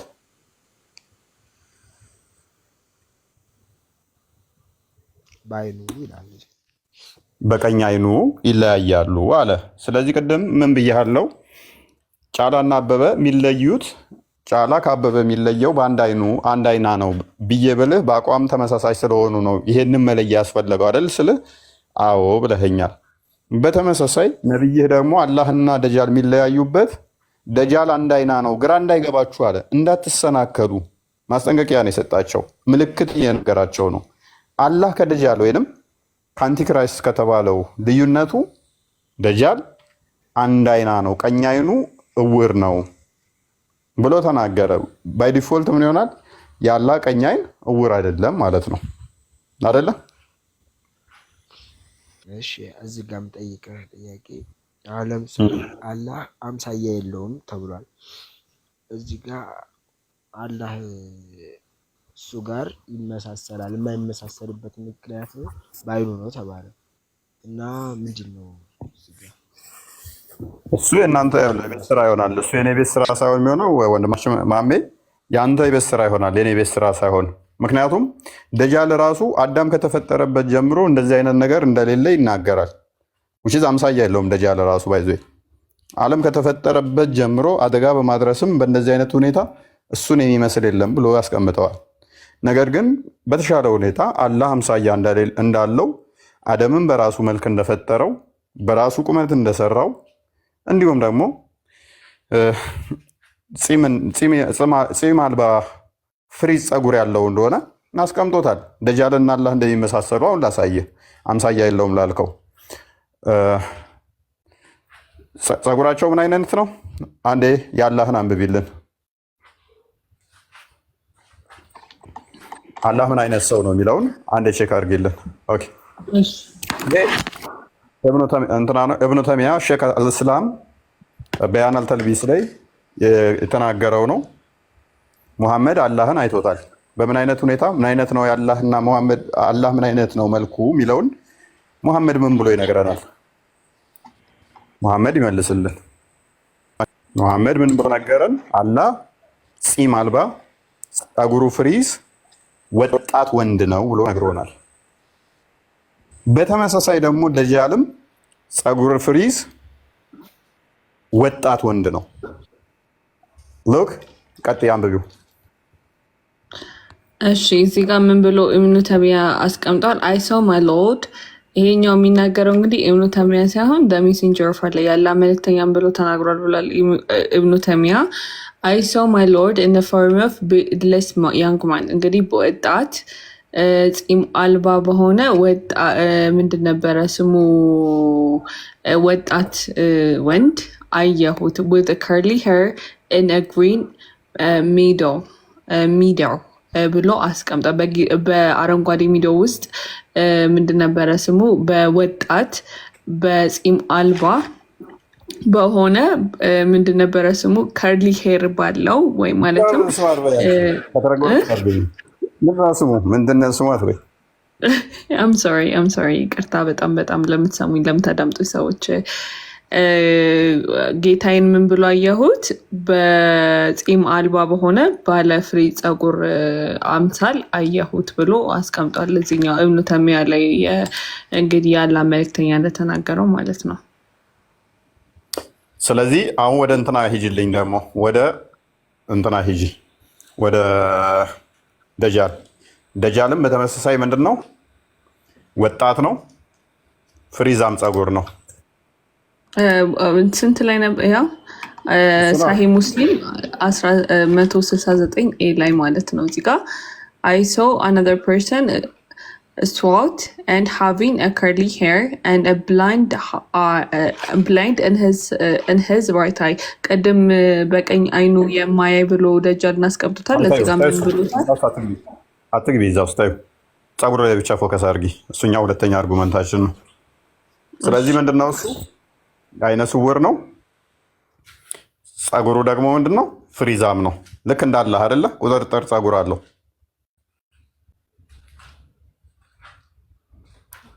ማሜ አየው አይደለ? አላህም ፍሪዝ ነው፣ ደጃልም ፍሪዝ ነው። ልዩነታቸው የአይን ጉዳይ ነው። አሁን እዚህ ማስረጃው ላይ ማለት ነው። አሁን ቁርአን ላይ አላህ አምሳያ የለውም ተብሏል። ግን እዚህ ሀዲሱ ላይ መልሶ ተናግሯል። መሐመድ ነው የምትለው መልሶ አምሳያ እንዳለው ተናግሯል ነው ያልከው። እዚህ ጋር ተቃርኗል። አሁን ለምሳሌ ማስረጃ አሁን የምታመጡት ማስረጃ እዛ ጋር ጸጉር ምናምን ብለው ያሉህን አላህ የሚል ስም አላመጡልህም። ሊያጭበረብር ሲጀመር እዛ ጋር ያለው ሌላ ስለ ነብዩላህ ኢሳ የተነገረውን ሀዲስ ነው። አይ ሙስሊም ሌባ ነው ሲጀመር። ከሱ ጋር ታወራለህ። ቆይ አንዴ ወረፋን ጠብቀህ ማውራት ማትችል ከሆነ ከስር ትሆናለህ። ተራ መጠበቅ ልመዱ። ተራህ ይሰጣል። በተራህ ላይ ዝቅ አድርጊው። አንዴ ሚዲያ ላይ ራሱ ሴክስ የሚያደርግ ሰው ጋር አታውራ ሲጀመር አንተ ማለት ነው። ሙሐመድ ትክክል። ሙሐመድ በየቦታው ላይ ወሲብ ያደርግ ነበረ። መስጊድ እየሄደም ወሲብ ያደርግ ነበረ። ጀናባውን መስጊድ ውስጥ ራሱ ልብስ ላይ ለምን ትረጫለህ ይሉት ነበረ። ምክንያቱም ሙሐመድ ዝርክርክና ላጫም የተከተለው ነቢይ። ሀዲሱን ዝቅ አድርገው ያው ተመልከት። ሙሐመድ he said the messenger of Allah እንትን ባዩሽ he said አለ። ምንድን ነው የምዋዥቁ? አሁን ሲታይ ደማጋለሻል። the messenger of Allah may Allah bless him and guarantee him peace said ያላ መልእክተኛ ሰላም በሱ ላይ ይሁንና እንዲህ አለ። ልብ በል ያላ መልእክተኛ ማን ነው? እሱ አላህ ሚል የለም ብለዋል። ያላ መልእክተኛ ማን ነው? መሐመድ ያላ መልእክተኛ አቤት አለው። ያላ መልእክተኛ ማን ነው እሱ?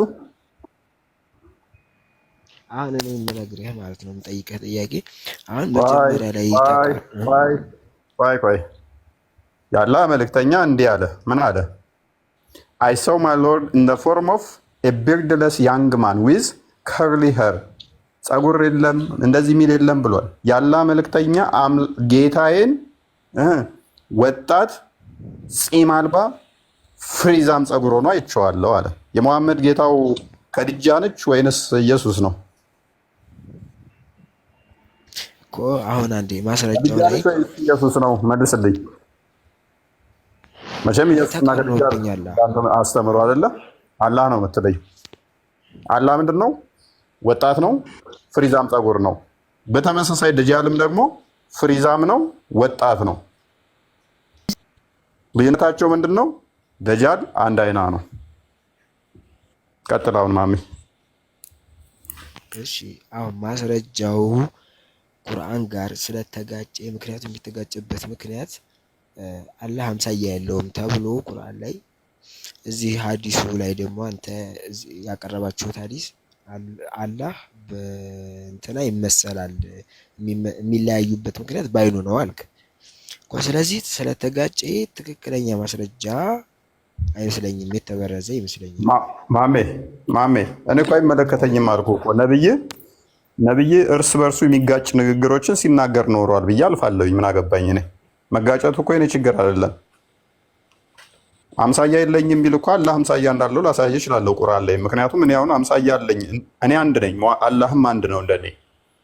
አላህ እንደኔ ሚስት ካላገባ በስተቀር ልጅ ሊኖረው አይችልም። ሚስት ካሌለችው በስተቀር ልጅ መውለድ አይችልም። ስለዚህ እንደኔ ነው አምሳያነቱ። እኔ እጅ አለኝ፣ አላህም እጅ አለው። በቁርአንም ላሳየ ስለምችል ማለት ነው። ግን ምንድነው እሱ ኢቭን ተጋጨ ብትለኝ ራሱ እኔ ምን አገባኝ? ነብይ የሚጋጭ ነገሮችን ሲናገር ኖሯል ማለት ነው። መጋጨቱ ለኔ እንደውም የተመቸኝ ነው እኮ። ለአንተ አሁን እዚህ ላይ ሊመች ይችላል፣ ምክንያቱም ስለተጋጨ ሊመች ይችላል። የሚመችበት ምክንያት መጋጨቱ ነው።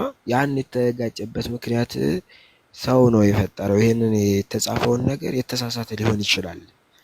ሊሆን ይችላል አትበላ ማሜ ይችላል አትበላ። ኦተንቲክ የሆኑ መረጃ ነው ያመጣንልህ። ሰው ሊሆን ይችላል የሚለው ያለው ቆይ ሊሆን ይችላል አይችልም፣ ይሄ ግምት ውስጥ ከመግባቱ በፊት ይህንን አዲስ ያስተላለፈው ማን ነው? ኢብን አባስ ነው። ኢብን አባስ ደግሞ ማን ነው? የነብይ አጎት ልጅ ነው። ቁርአንን በብቸኛ ሁኔታ ያብራራል ያስተምራል የተባለው የኢብን አባስ ንግግር ነው። ነብይህ ቀጥታ የተናገረው ነው። ሀዲሱ ሳሂህ ነው። ምንም ይጋጫል ምናምን ብትል ምን አገባ ቢጋጭ? ነብይህ ተናግሮታል። አዎ ተናግሮታል።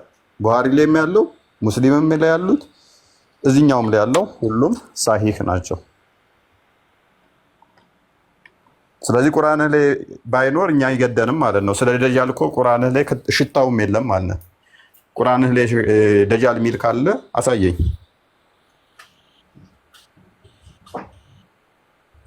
ከሌለ ደግሞ ተረት ተረት ነው የምታምኑት። የሚጋጩ ሀሳቦች ያሉበት መጽሐፍ ነው እያመናችሁ ያላችሁት ማለት ነው።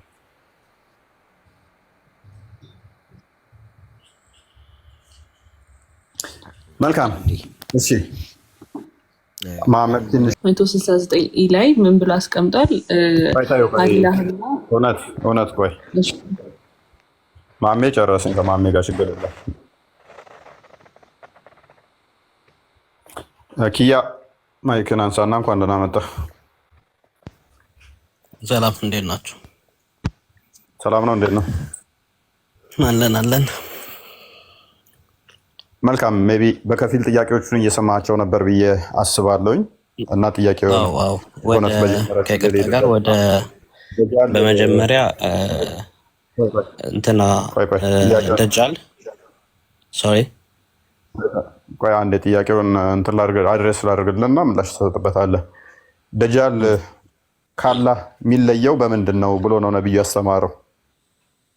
ግራ እንዳትጋቡ ሰጋለሁ። ደጃል ካላህ በምን ይለያል አለ? ምን ይላል? ቅድም ያሳየህን እስኪ አርቲክል አውጣው። ደጃል ስንት አይና ነው? አርቲክሉን እያየን እናውራ። መልካም እሺ፣ ከፈችለት።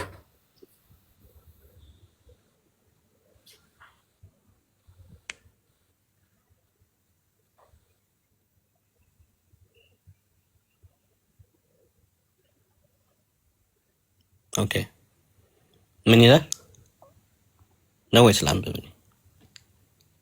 ችግር የለውም አንብበው፣ ቀጥል። ኦኬ Allah is not one-eyed and behold ይላል that Dajjal is እዚህ ላይ ኮምፓሪዥን እየተጠቀመ ነው ወይስ አላህ Subhanahu Wa Ta'ala እንዳልሆነ እየተናገረ ነው ያለው? እዚህ ላይ አንብበው እና ተርጉምልን። አላህ አንድ አይን አይደለም።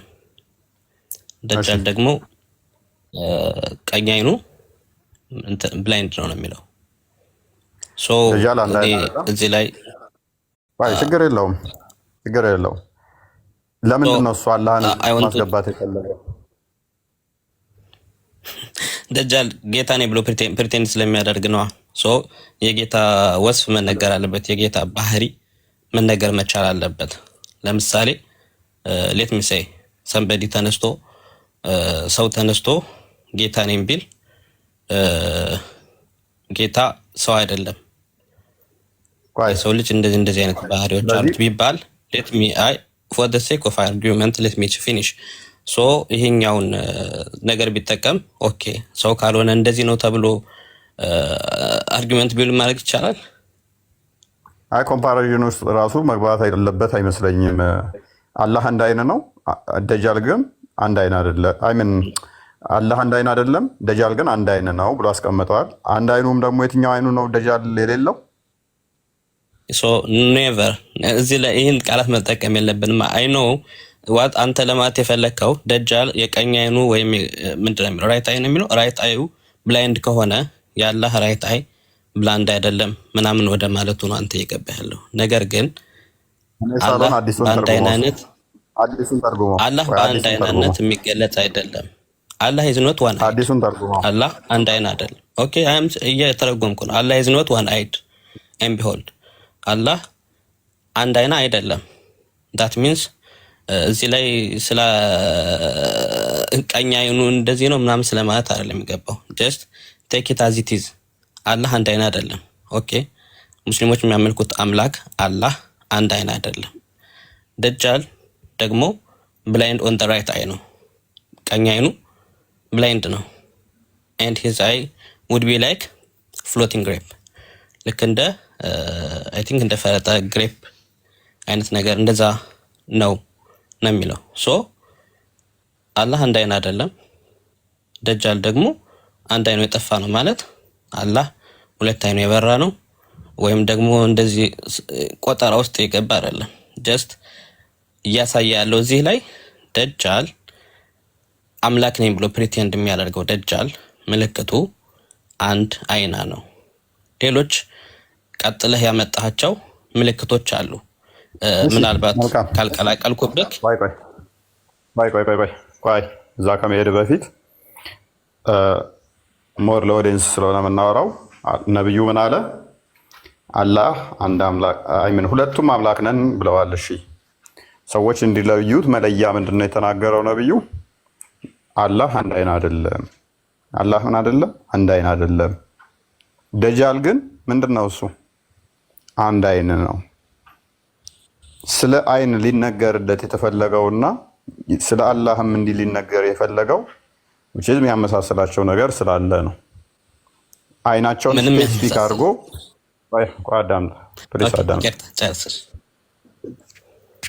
ስለተመሳሰሉበትም ነው። የትኛው አይን ነው የጠፋው ደግሞ ማለት መልሰን የደጃል የትኛው አይኑ ነው የሌለው?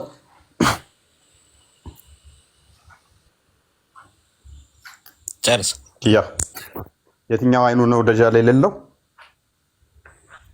የደጃል የቀኝ አይኑ የለውም። ኦኬ ምን አላቸው ማለት ነው? ሰዎች በቀላሉ ደጃልን አይተው እንዲለዩ የቀኝ አይኑ እውር የሆነን ነው የሚያዩት ወይንስ የግራ አይኑ እውር የሆነን ነው እንዲለዩ የነገራቸው? ስለ ግራ አይን እዚህ የሚጠቅስ የለውም። አይጠየቅኩ እኔ። ስለዚህ በነቢዩ ንግግር መሰረት ሰዎች ደጃልን በቀላሉ የሚለዩት ግራ አይኑ እውር የሆነን ነው ወይንስ ቀኝ አይኑ እውር የሆነን?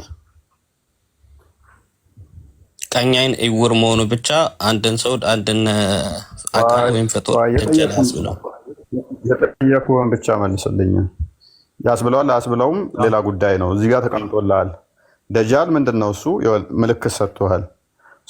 ደጃልን ሰዎች የሚለዩት ግራ አይኑ እውር ከሆነ ነው ወይንስ ቀኝ አይኑ እውር ከሆነ? ስለ ግራ አይን ለምን አነሳን? ግራ አይን ቀኝ አይን ማለት አይደለም ያለብን። አንተ ለማለት የፈለግከው ነገር ንጽጽር ውስጥ አላህ ጋር ንጽጽር እንድናደርግ ለምሳሌ እያየሁት ስለሆነ ነው። ኖርማል ሌት ሚ ሴይ እሺ፣ አንዴ ልመልስ።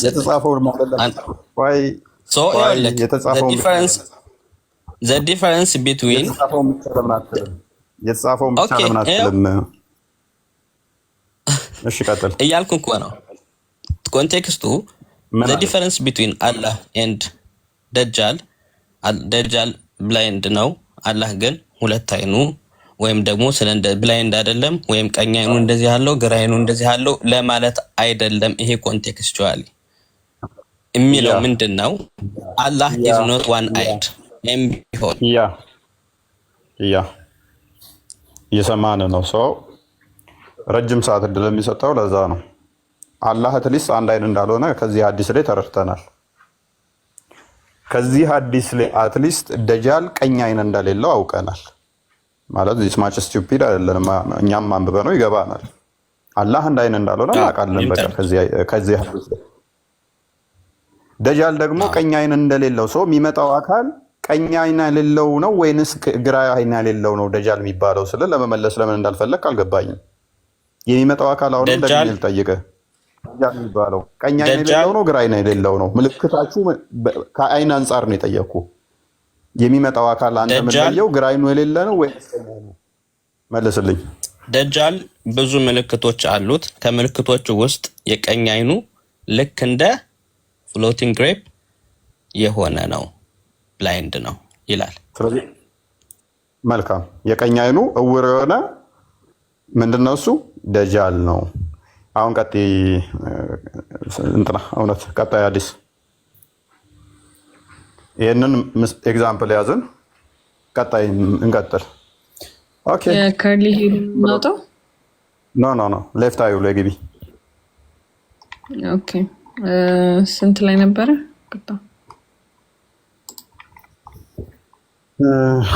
ሌፍት አዩ አለሹም ላይ ይገኛል። ሳሂህ ሙስሊም 2934 ላይ አግኝቻለሁ። ይታያል። ምን ይለናል? አንብብልን ወንድማችን አንብብልን። Dajjal is blind of left eye with thick hair and then there will be a garden and fire with him like that. እንደዛ ይላል። አርጎመለን ኦኬ አረብኛው ማየት ይችላሉ ከይቅርታ ጋር አርጊ I can understand it easily. ይገረላ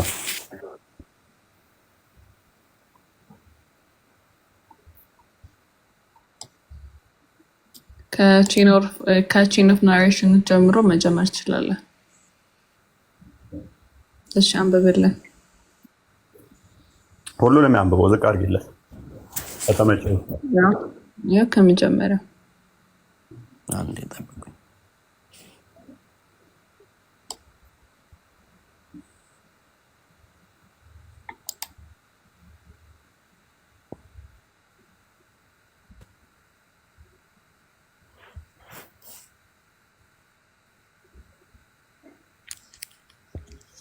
Okay.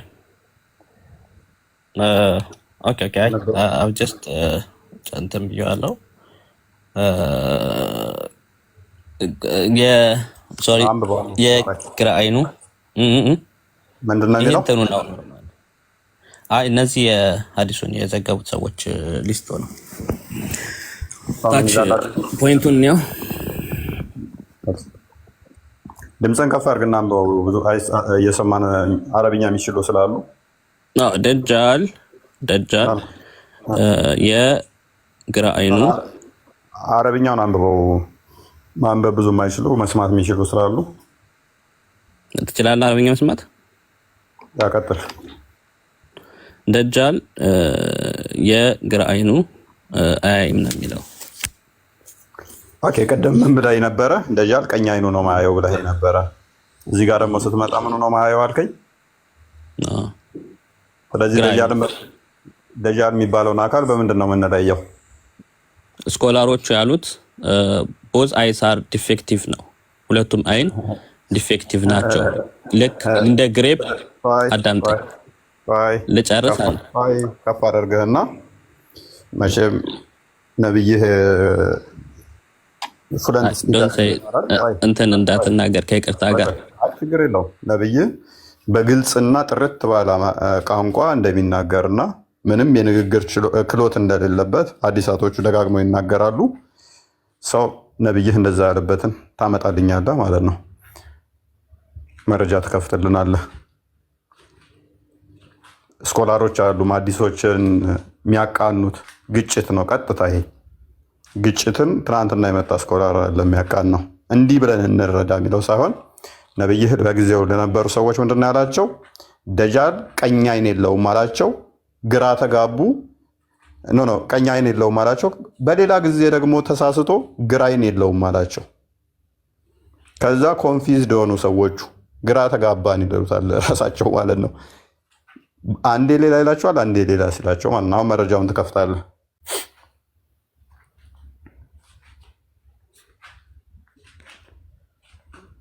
ኪያ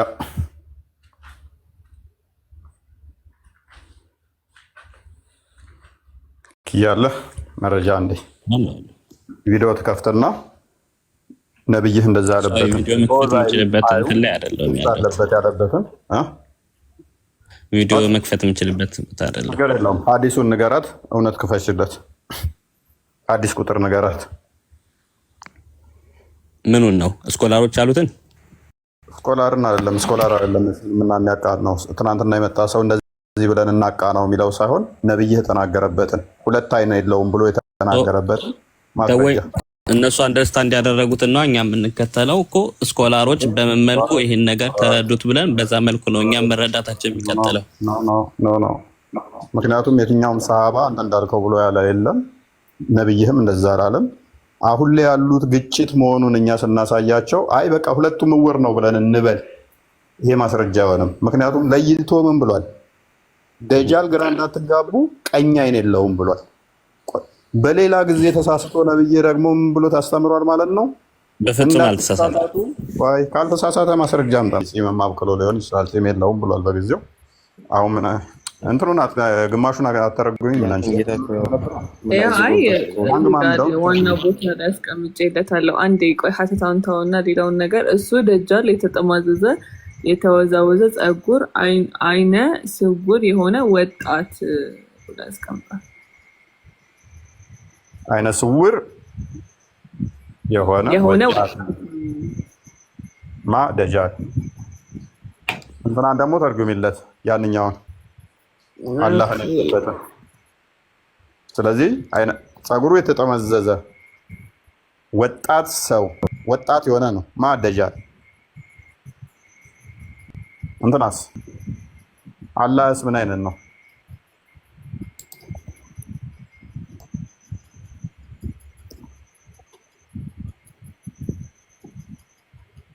ጌታዬን ጺም በሌለው ጎረምሳ አምሳል በአረንጓዴ ሜዳ አየሁት። ጎረምሳ ተብሎ የሚነገረው ለማን ነው ወንድማችን? ለሴት ወይንስ ለወንድ? እንደዚህ የሚላለ እርግጠኛ ነህ? ያው እያነበብክ እኮ ነው። ጎረምሳ ተብሎ የሚነገረው ቁጥሩን ስጠኝ። ኦኬ በያን አልተልቢስ 7ኛው ሙጀለድ 298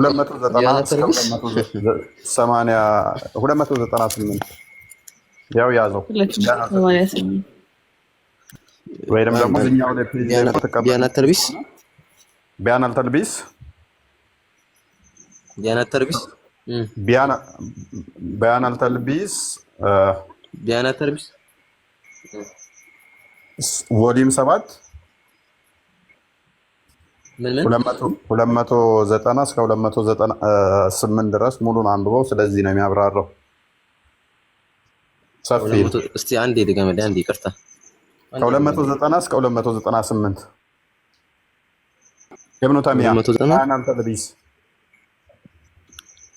ከ290 እስከ 298 ቢያን የሚለው ነው። እሺ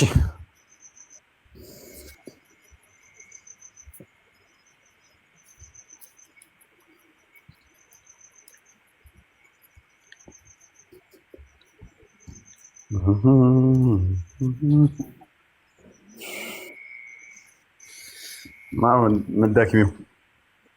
አይ ቁና ተነፈስኩ። አይ ደክሞኝ ምናምን አይደለም። ኧረ ዝም ብዬ ነው። ይቅርታ። እሺ ሌላ ቦታ የተጻፈ ምናምን ካለ እስቲ ንገሩኝ። ያልጻፈ ስለምን ማለት ይሄን የሚያረጋግጥ ካለ ያው በቃ አረጋገጥንልህ እኮ። እሱ ሰያው ነው። አሁን የነገራችሁኝ ምዕራፍ ነው። ቢያኒ ነው የቀደመው ምንድን ነው የፈለከው? ሌላ ይሄን የሚያጠቃልል ሌላ ሐዲስ ካለ ብዬ ይሄን እንትን የሚያጠናክር ሐዲስ ካለ ብዬ ሙሐመድን አላህ የነካበት ቦታ መጥቶ እንዳየው ምናምን የሚናገሩ አሉ። ሙሐመድም ደግሞ አላህን አይቶታል ማለት ታየው ነው የሚለው እዛ ላይ ማየት ብቻ ሳይሆን ሰውነቱን እንደነካካው የሚናገርበትም አለ። ከማየት ላይ መነካካት ሁሉ መሐመድ ራሱ አምላኩን አይቶታል፣ አላህን አይቶታል ነው የምትለው ማለት ፍሪዛም ጸጉር ምናምን ስላልከው ነክቶታልም እያልኩት ነው። ማየት በርቀት ልታይ ትችላለህ አንድ ነገር ወለ ሰውነቱ እጁን ሰዶ እንደነካው የቅርበትና የርቀት ሳይሆን እያወራህ ያለሁት አይቶታል አይደል እንዴ ነው ያልኩህ ያለሁት። ያ አይቶታል እኔ አይደለም ያልኩት ራሱ ነው ያለው እኮ ራሱ ነው እንትን ነቢ አዲሱን ከፍ አድርጊለትና እንደገና ያንብቡ። አይቼዋለሁ ያለው ራሱ ነው። እሺ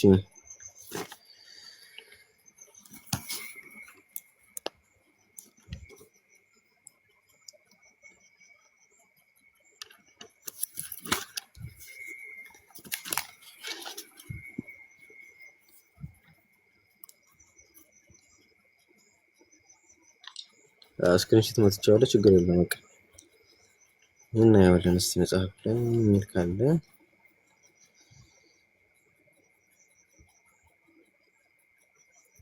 አሁን ማንሳት ትችላለሽ ከፈለግሽ።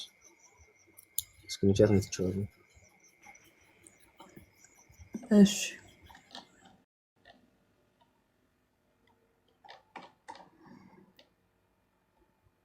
እፎይ አለ የዛኛውንም ሐዲስ ይዘዋል አይደለ? ከደጃል የተለየበትን አለኝ። ኦልሞስት ይብቃና አንድ ቁርአን ክፍል እንመልከትና አይ ቲንክ ደጃል ገሎ ያድናል ብለህ ታምናለህ ወንድማችን? ምን አልከኝ? ደጃል ገሎ ያድናል ብለህ ታምናለህ? ደጃል ገሎ ማዳን የሚችል ነው ብለህ ታምናለህ? ህይወት መስጠት ይችላል ነው የሚገለው ነብዩ ኢየሱስ ወይም ኢየሱስ ክርስቶስ ኖ እንደዛ ማለት ሳይሆን አንዴ ሱረቱ ሐጅን አንዴ ክፈችልኝ። ሱረቱ ሐጅ 6 ቁጥር 6 ኮሜንት አትሳደቡ ኮሜንት ላይ ሱራ 30 ነው 22 ቁጥር 6 አብሽር መሳሪያ ይችላል ያ ስተራደቀ እንደነክስ ትንሽ ተወጣ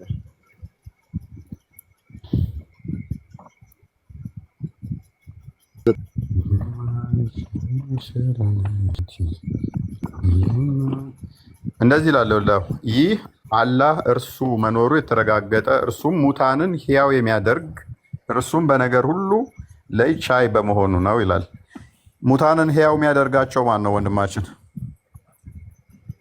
ይህ አላህ እሱ መኖሩ የተረጋገጠ እሱ ሙታንን ሕያው የሚያደርግ እሱ በነገሩ ሁሉ ቻይ መሆኑ ነው። አላህ ነው ቻይ ማለት ሕያው የሚያደርገው። ከአላህ ውጪ ህይወትን ሙታንን ማስነሳት የሚችላል? በአላህ ፍቃድ ያው ነብዩ ኢሳ ወይም ደግሞ ኢየሱስ ክርስቶስ በአላህ ፍቃድ ያስነሱ ነበር ማለት ደጃልስ ያስነሳል? ብዙ ሙዕጂዛት ሰጥቷቸዋል። ምን ደጃልስ? ደጃልም ያስነሳ ነበረ። ስለዚህ ደጃል እንደዛ እንዲያደርግ አላህ ነው የፈቀደለት እያልከኝ ነው? ተቃራኒ ሆኖ እንዲመጣ። በጣም ጥሩ። ለሸይጣን ሳይቀር አላህ ጥበብ ሰጥቷቸዋል፣ ለሁሉም ማለት ነው። ለፍጥሯን በሙሉ ለተንኮልም ሆነ ለጥሩ ነገር አላህ ለሁሉም ጥበብ ሰጥቷል። ምሳሌ አንተ አሁን እሺ፣ አንድ አዲሱን ክፈሽልኝና እንደዚህ እንድታነብ አላህ እውቀት ሰጥህ የፈለገ። ስለዚህ ተቃራኒ ነው። እሺ፣ አንድ አዲሱን ነው። የትኛውን እናድርግ? አይ ቲንክ ሙስሊም 1882 ነው።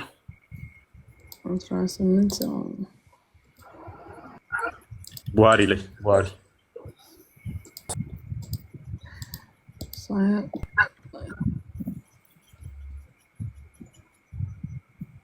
ወደ መጨረሻ አካባቢ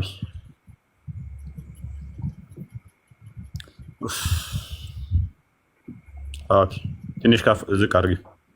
they will say no ከፍ ኦኬ፣ በቃ then ደጃል ከሚለው ጀምረሽ አንብቢው። then ደጃል will kill ከሚለው ከላይ ትንሽ ከፍ በይሲ። ኦኬ፣ if ከሚለው ጀምረሽ ቀጥይ። ደጃል will say to the people ከሚለው ጀምረሽ ቀጥይ። Okay. Ad-Dajjal will say to the people, if I kill this man and bring him back to life again, will you doubt my claim? እንግዲህ ይህንን ሰው ይገድይ ወደ ህይወት ከመለስኩት የኔን የማስቀምጥላችሁን ሀተታ ትቃወሙታላችሁ ወይስ ትጠራጠሩታላችሁ ወይ ብሎ ሲላቸው they will say no. አይ አንጠራጠርም ብሎታል። then Ad-Dajjal will kill the man that man and bring him back to life. ከዛ ከምን ያደርጋል? ደጃል ሊገለውንና ወደ ህይወት ያመጣዋል ማለት ነው። ታንኪዩ። ምንም ያለ ፍቃድ አይደለም እዚህ ጋር አላህ ፈቀደለት አልፈቀደም የለም። ሰውየው ገሎ ማዳን የሚችል ነው።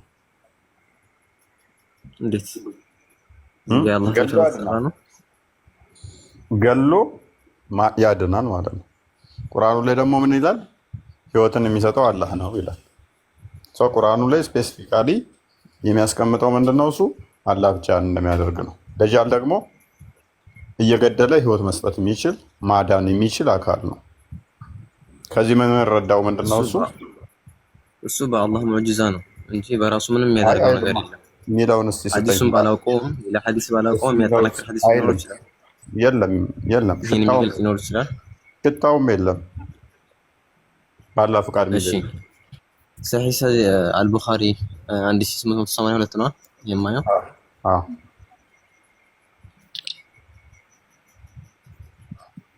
እሺ በጣም ጥሩ። የለም ብለሃል እና ይወጣል። እስቲ ቼክ አድርገው። ያው ጥያቄ ነበር እንዴ? ጥያቄ ነበር መጠየቅ ይችላል? ምንድነው?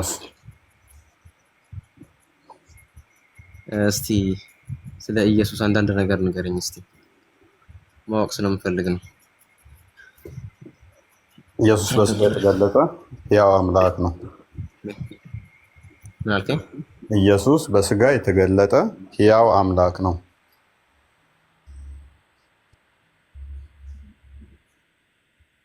ብዙ እንዲሄድበት ትፈልጋለህ? አይብቃ።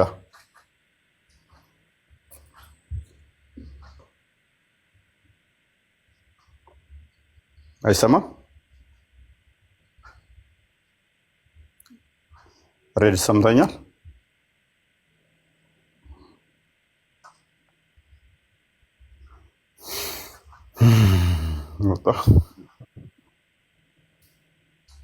ሰዎች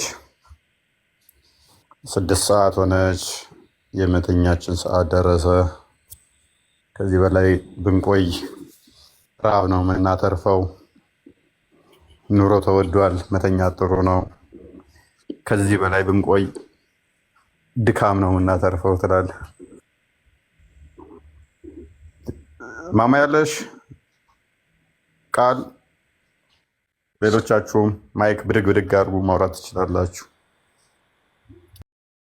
ኡስታዝ እንዴት ነው?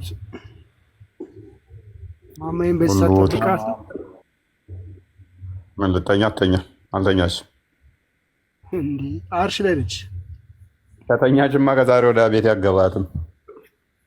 እመነኛ አርሽ ላይ ነች። የመጨረሻው ይሆናል ማለት ነው። አሁን በጣም ተኝታ ነበር ስትጠራ የለችም። እሺ እውነትሻ የምትይው አለ? በጣም ደስ ይላል። በጣም ተምሬያለሁ።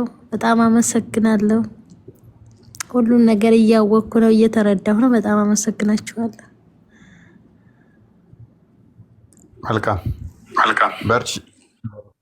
እንዴት አየሽው ፕሮግራማችንን?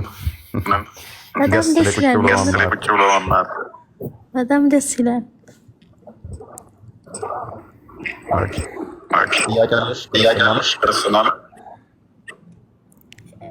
ትንሽ እየለመድኩ ስለሆነ ትንሽ እያወቅኩ ሲሄድ ሁሉንም ነገር ጠይቃችኋለሁ።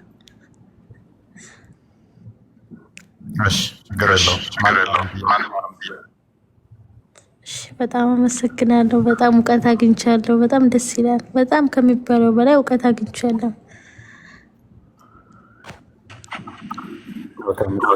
በርቺ። እሺ አመሰግናለሁ። ሚስራ አንቺ ዘዋሪ ቆይ፣ እግርሽ መሰበር አለበት።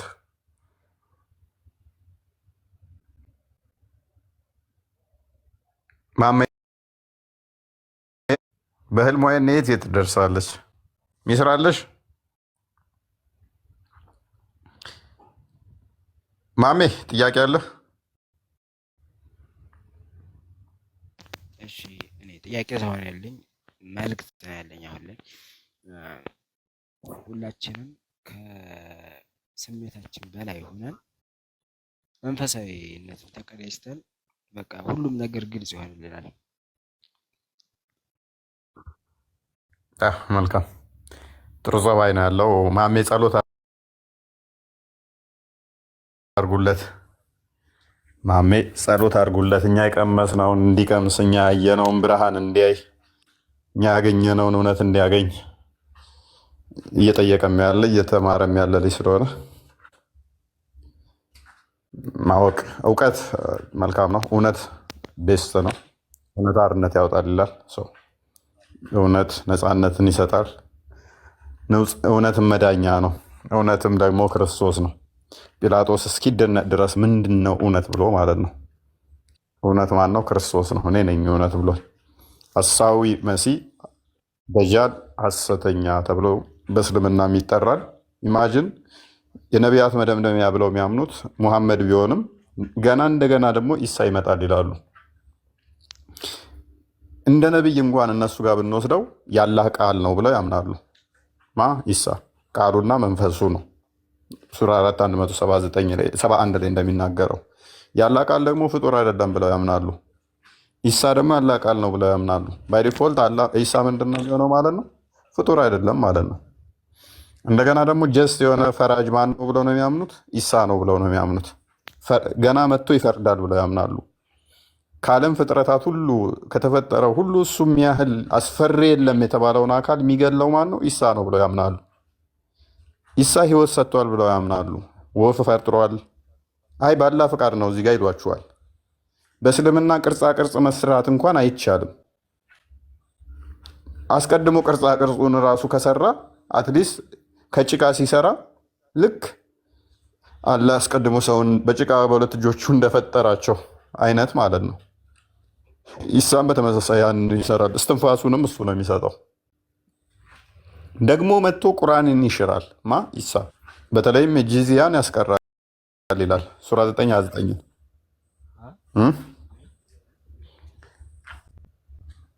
ሱራ 9:29 መጥቶ ይሽረዋል። የፈጣሪን ቃል ፍጡር ሊሽር አይችልም ደግሞ ብለው ያምናሉ።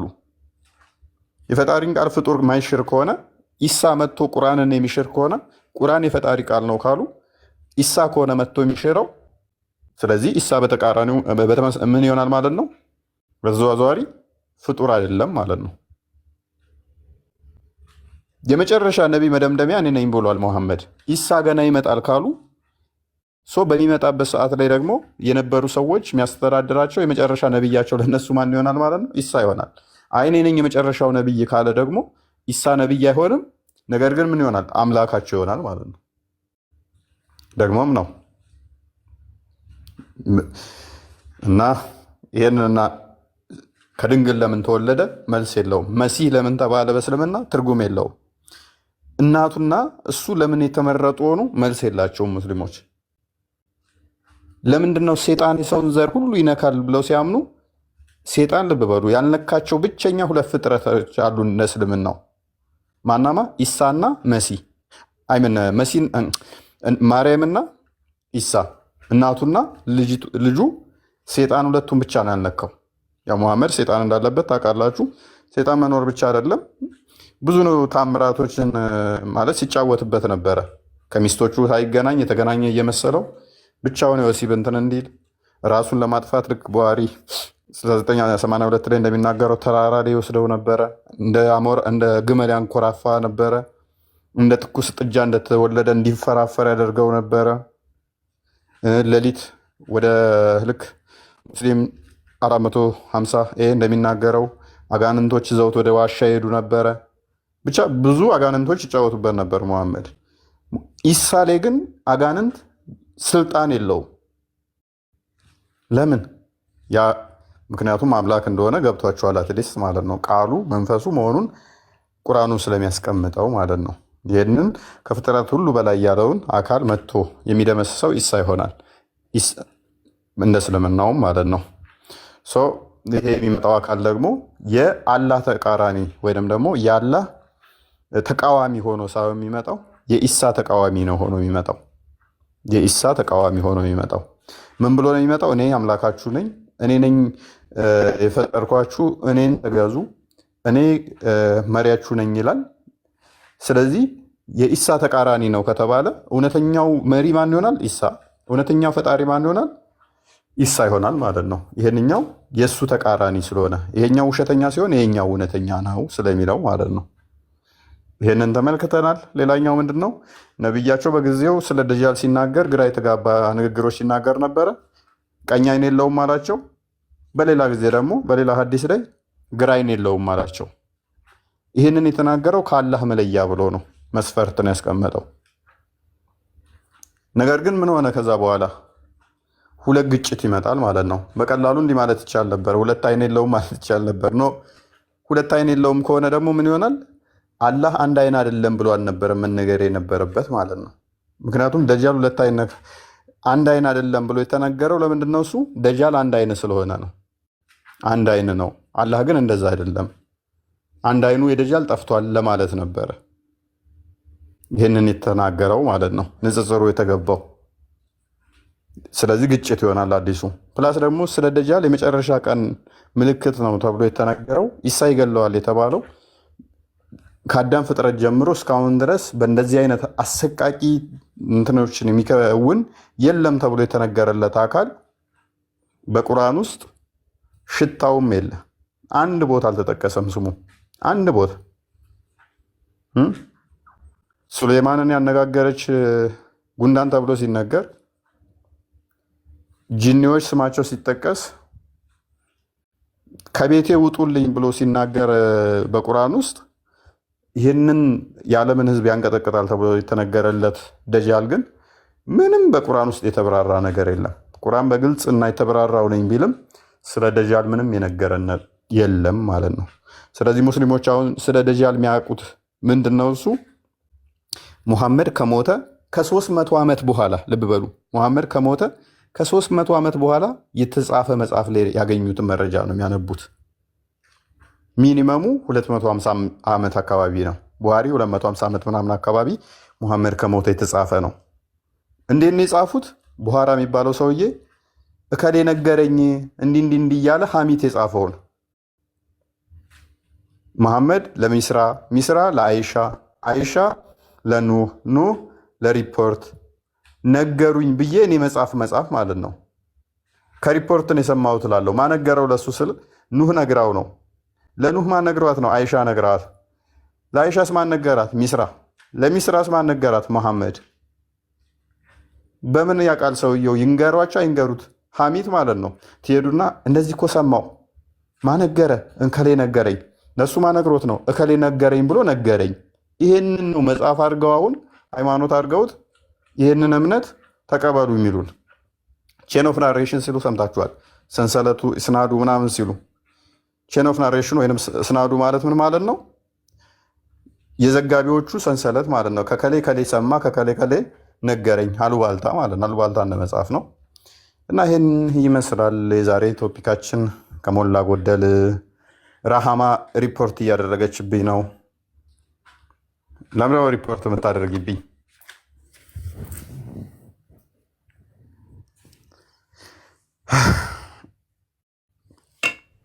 እሺ ጥያቄዋ አልመለስ ያላት እየተንከራተተች ያለች እህታችን ናት። ለምን ትንከራተታለች?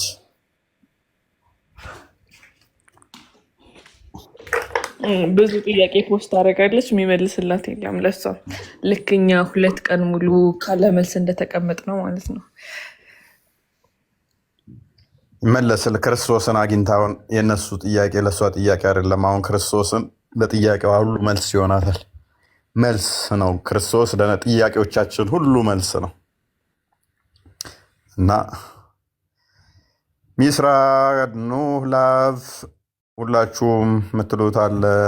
እኔ በቅቶኛል፣ አሁን ደክሞኛል። ሰላም ብያለሁ ቤተሰብ፣ እንዴት ናችሁ? ሁላችሁም ከላይ ከታች ያላችሁ እንዴት ናችሁ? እግዚአብሔር ይመስገን፣ ሁሉ ሰላም፣ ሁሉ ሰላም ነው። እግዚአብሔር ይመስገን አለሁኝ።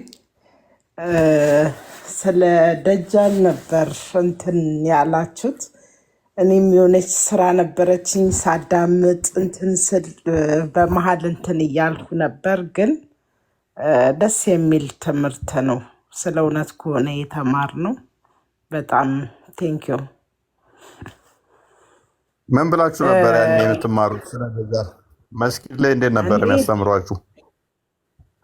ደጃል እንግዲህ መጨረሻ ላይ መጥቶ ኢሳ የሚገለው ነው።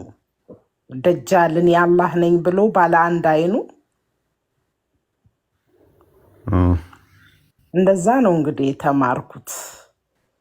በአንድ አይን አለው። መጨረሻ ላይ ኢሳ ይመጣል፣ ኢሳ ይገለዋል ነው እንግዲህ። እንግዲህ ባለ አንድ አይነ ደግሞ የማቀው የሉሲፈርን ነው እንግዲህ፣ የጥልቁን ነው። ትልልቅ አርቲስቶች የሚከተሉትን ነው የጥልቁን፣ በቃ የጥልቁን ነው እኛ ባለ አንድ አይነ የምናውቀው። ብቻ ለማንኛውም ሚስራም ደግሞ በዚህ አጋጣሚ ሀገሬ ልጅ ናት። ቦታ እናጠቅሽ። አይ በውስጥ ተባብለናል። እሷ መስሚያ ድፍን ነው አልፈራም አለች። ጎረቤት ልትሆኑ ትችያላችሁ ትያለሽ። ያ አይ እንደዛ ነገር ነው። በቃ ትንከባከቢልናለሽ። እንደውም አስቀምጬ በውስጥ መስመር ግድ ይለዋል። የቀመሽውን እውነታ ያገኘሽውን በውስጥ ነገር ጋብዣት ያለሽ አስቀምጬላታለሁ። ቴሌግራሜን እንትን እንላለን፣ እናወራለን። ለእኛ የተሰጠንን የክርስቶስ ፍቅር እሷም እንድታገኘው። ታዲያ ለምን ነጠልሽ? ሌሎቹንም ስሚ፣ እዚህ ጋ እኮ ብዙ አሉ እኮ። ስንት ሰው አለ? ነጥለሽ ሚስራን ብቻ የሀገር ሰው በመሆኗ ወይኔ ማዳላት። አሁንም ፍትህ ይሄ ያው ከምር በጎጥ ማሰብ ትክክለኛ በጎጥ እርሽ ችግር የለውም። በሚገባ አይሻ ለምሳሌ አለች። አይሻው ቪዲዮዎቿን አይሻን አይተሻ ለማድነቅ ይከብዳል ጽናቷ ራሱ። አይሻን ባይዜ በጣም ነው መወዳት የነብዩ ሚስት ካወቃችሁ ምን ያህል ገመና እንዳወጣችልን እና አይሻ ቢባል ስም ስሰማ ትዝ የሚለኝ የነብዩ ሚስት ነች እና ከሌሎቹ ሚስቶች ይልቅ በጣም ተንኮለኛ ነች። ብዙ መረጃ አውጥታለች እና እንዳለ ያወጣችሁ እስልምናን ሙሐመድን ለመበቀል ይመስለኛል አንዳንዴ። እና ያወጣቻቸው መረጃዎች የተናገረቻቸው ነገር አንዳንዴ አይምሮ የሚነኩ ናቸው። የአንተ አምላክ ያዳላል፣ አንተ የፈለግከውን ወዲያው ነው የሚያመጣል። የአንተ አምላክ ለአንተ ፈጣን ነው። ምንድን ነው እሱ? የአንተ አምላክ ለሴቶች ያለው አንድ ምልከታ እንዴት ነው? ትቀናለች፣ በዛ እንትን ትላለች፣ ትናደዳለች። ብቻ ብዙ ነገሮቹን ካያችሁ አይሻ ትንሽ ብትሆን ታስከብር ነው መብቷን ታስከብራለች ማለት የሴት ልጅ መብት እስኪሄድ ድረስ ነው የሚለውን እንግዲህ ባልሰለጠነው ዘመን በዛም በጃሂልያ ዘመን የነበረውን አይሻ መብቷን አስከብራ የምትኖር እንጂ የወንድ የበላይነት ተብሎ እቺ ሴት እየተባለች ሳይሆን እሷ መብቷን ማስከበር ጉዳይ እንኳን አይደለም። አክቹዋሊ እኔ ሌሎች መናገር አይችሉም። አይሻ እንደዘገበችው ሌሎች መዘገብ አይችሉም። እፎይ አይችላሉ። ምንድነው እሱ ነብዩ ከሞተ በኋላ እኮ ነው የተዘገበው ሀዲሳቶቹ። ያኔ ደግሞ 40 ዓመት 30 ዓመት ይሆናታል። ትልቅ ሰው ነች። በህፃንነቷ እኮ ለማዲስ የዘገበ ቆይ አዎ፣ ግን ብዙ ነገሮችን እሷ ትናገር ነበረ እኮ። የምትናገርበት ምክንያት ምንድነው እሱ ከሞተ በኋላ ነው የተናገረቻቸው። ሀዲሳቶቹ የተላለፉ ከሞተ በኋላ ነው። ሚስኮት ተደረገ፣ አስቸጋሪ ነው ለኛም እና ከሞተ በኋላ ነው። ይሄንን ማጥራት ይፈልጋል። በልጅነቷ ሳይሆን ያገባት ነው በልጅነቷ እንጂ ሀዲሳቶች የተላለፉት እንዳለ ከ18 ዓመት በኋላ ከሆናት በኋላ ሀዲሳቶቹ ምንድናቸው? ነቢያችን ቅማል አለበት፣ ነቢያችን ቂጡን በድንጋይ ይጠርጋል፣ ነቢያችን የሞተ ሰው ከመቃብር አውጥቶ ምራቁን ይግታል፣ ነቢያችን መቃብር ላይ ሄዶ ብቻውን ይቆማል፣ ነቢያችን እንደ ግመል ያንኮራፋል፣ ነቢያችን ጭኔ ላይ ቁጭ ብሎ ነው የሞተው፣ ነቢያችን በጾም ሰዓት ላይ ይስመኝ ነበረ፣ ነቢያችን ላዩ ላይ ይረጭ ነበር። ይህንን ነው ያወራችሁ፣ ያየችውን በልጅነቷ ማለት ነው። ይሄንን አወርታለች። ይሄ እውቀት አይደለም። ባይዘይ ሌሎቹ እንደዚህ ዘግበዋል። ሌሎች ሚስቶቹ ዘግበዋል፣ ሌሎቹም ዘግበዋል። ግን የእሷ ብዙ ሀሚት አወራች እንጂ ሌሎችም ዘግበዋል። እሷ እኮ ያየችውን ነው ያየችውን፣ ምክንያቱም የወዳት ስለነበረ እሷን እንግዲህ ያየችውን ነው ይመስለኛል የዘገበችው። እነሱም እኮ ያዩትን ነው የዘገቡት። እነሱም ያዩትን ነው የሚሆነው። ምንድነው ልዩነቱ? እነኛ እድሜያቸው ያለ ስለሆነ እሷን ያህል የመቆየት ቻንስ አይኖራቸውም። ምክንያቱም እሷ ስንት ዓመት ቆይታለች? 50 ዓመት ቆይታለች። ስለዚህ 50 ዓመት ሙሉ ነው ያወራችሁ። 50 ዓመት ሙሉ አውርታለች ይህንን ተረት ስለ 50 ዓመት ሙሉ ይህንን 2000 ሀዲሳቶችን አውርታለች። አሁን የነገርኳችሁም ማለት ነው። እውቀት አይፈልግም። ይሄ ደግሞ ይህንን ለማውራት መፍትም አያስፈልግም። ባይዞ ወሲብ ከተደረገ በኋላ መታጠብ አለበት የለበትም? አይ እኔና ነብያችን ብለው ሲጠይቋት ምን ትላለች? እኔና ነብያችን ወሲብ እናደርግና እንታጠብ ነበር። ይሄ እውቀት ነው እንደ እውቀት እኮ አይፈልግም። ያየችውን ማውራት ማለት ነው። ነብዩ እላዩ ላይ ስፐርሙን ይረጭ ነበር ብላ ወደ 30 ጊዜ ተናግራለች። ነብዩ ከመቃብር ሬሳ አውጥቶ ምራቅ ይግታል ብላ ወደ 38 ጊዜ ተናግራለች። ደምሩት። ይሄና 30 እና 38 68 ጊዜ ሁለት ቃል ለመናገር 68 ጊዜ አወርታለች። ይሄ እውቀት አይፈልግም። ይሄ እውቀት የሚፈልግ አይደለም። ልብሳችን ላይ ፔሬዳችንን እናይና ምራቃችንን ተፍተን በምራቃችን ነው የምንጠርገው። ነብዩ ልጆች ሲወለዱ አፋቸውን ከፍቶ ለሀጩን አፋቸው ውስጥ ይከታል። ወደ 40 ጊዜ ይህንን ተናግራለች። ደምሩት፣ ወደ 100 ሀዲስ ሆነ ማለት ነው። ከ2000 ላይ ቀንሱ። ይሄ እውቀት ይፈልጋል። ነቢዩ ሌሊት ተነስቶ መቃብር ላይ ይሄዳል። ነቢዩ ተነስቶ ሴጣን ጅኒ ጋብዙኛል ብሎ ይሄዳል።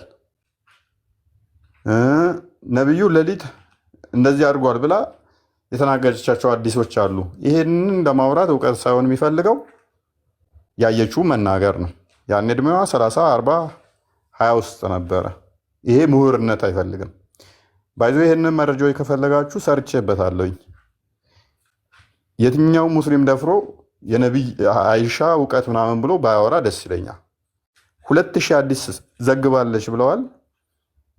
ሀዲሳቶቹ ምን አይነት ናቸው የዘገበችው የሚለውን ሰርቼበታለሁኝ። ድግግሞች ናቸው። አሁን ያልኳችሁን ነው የሚሆኑት።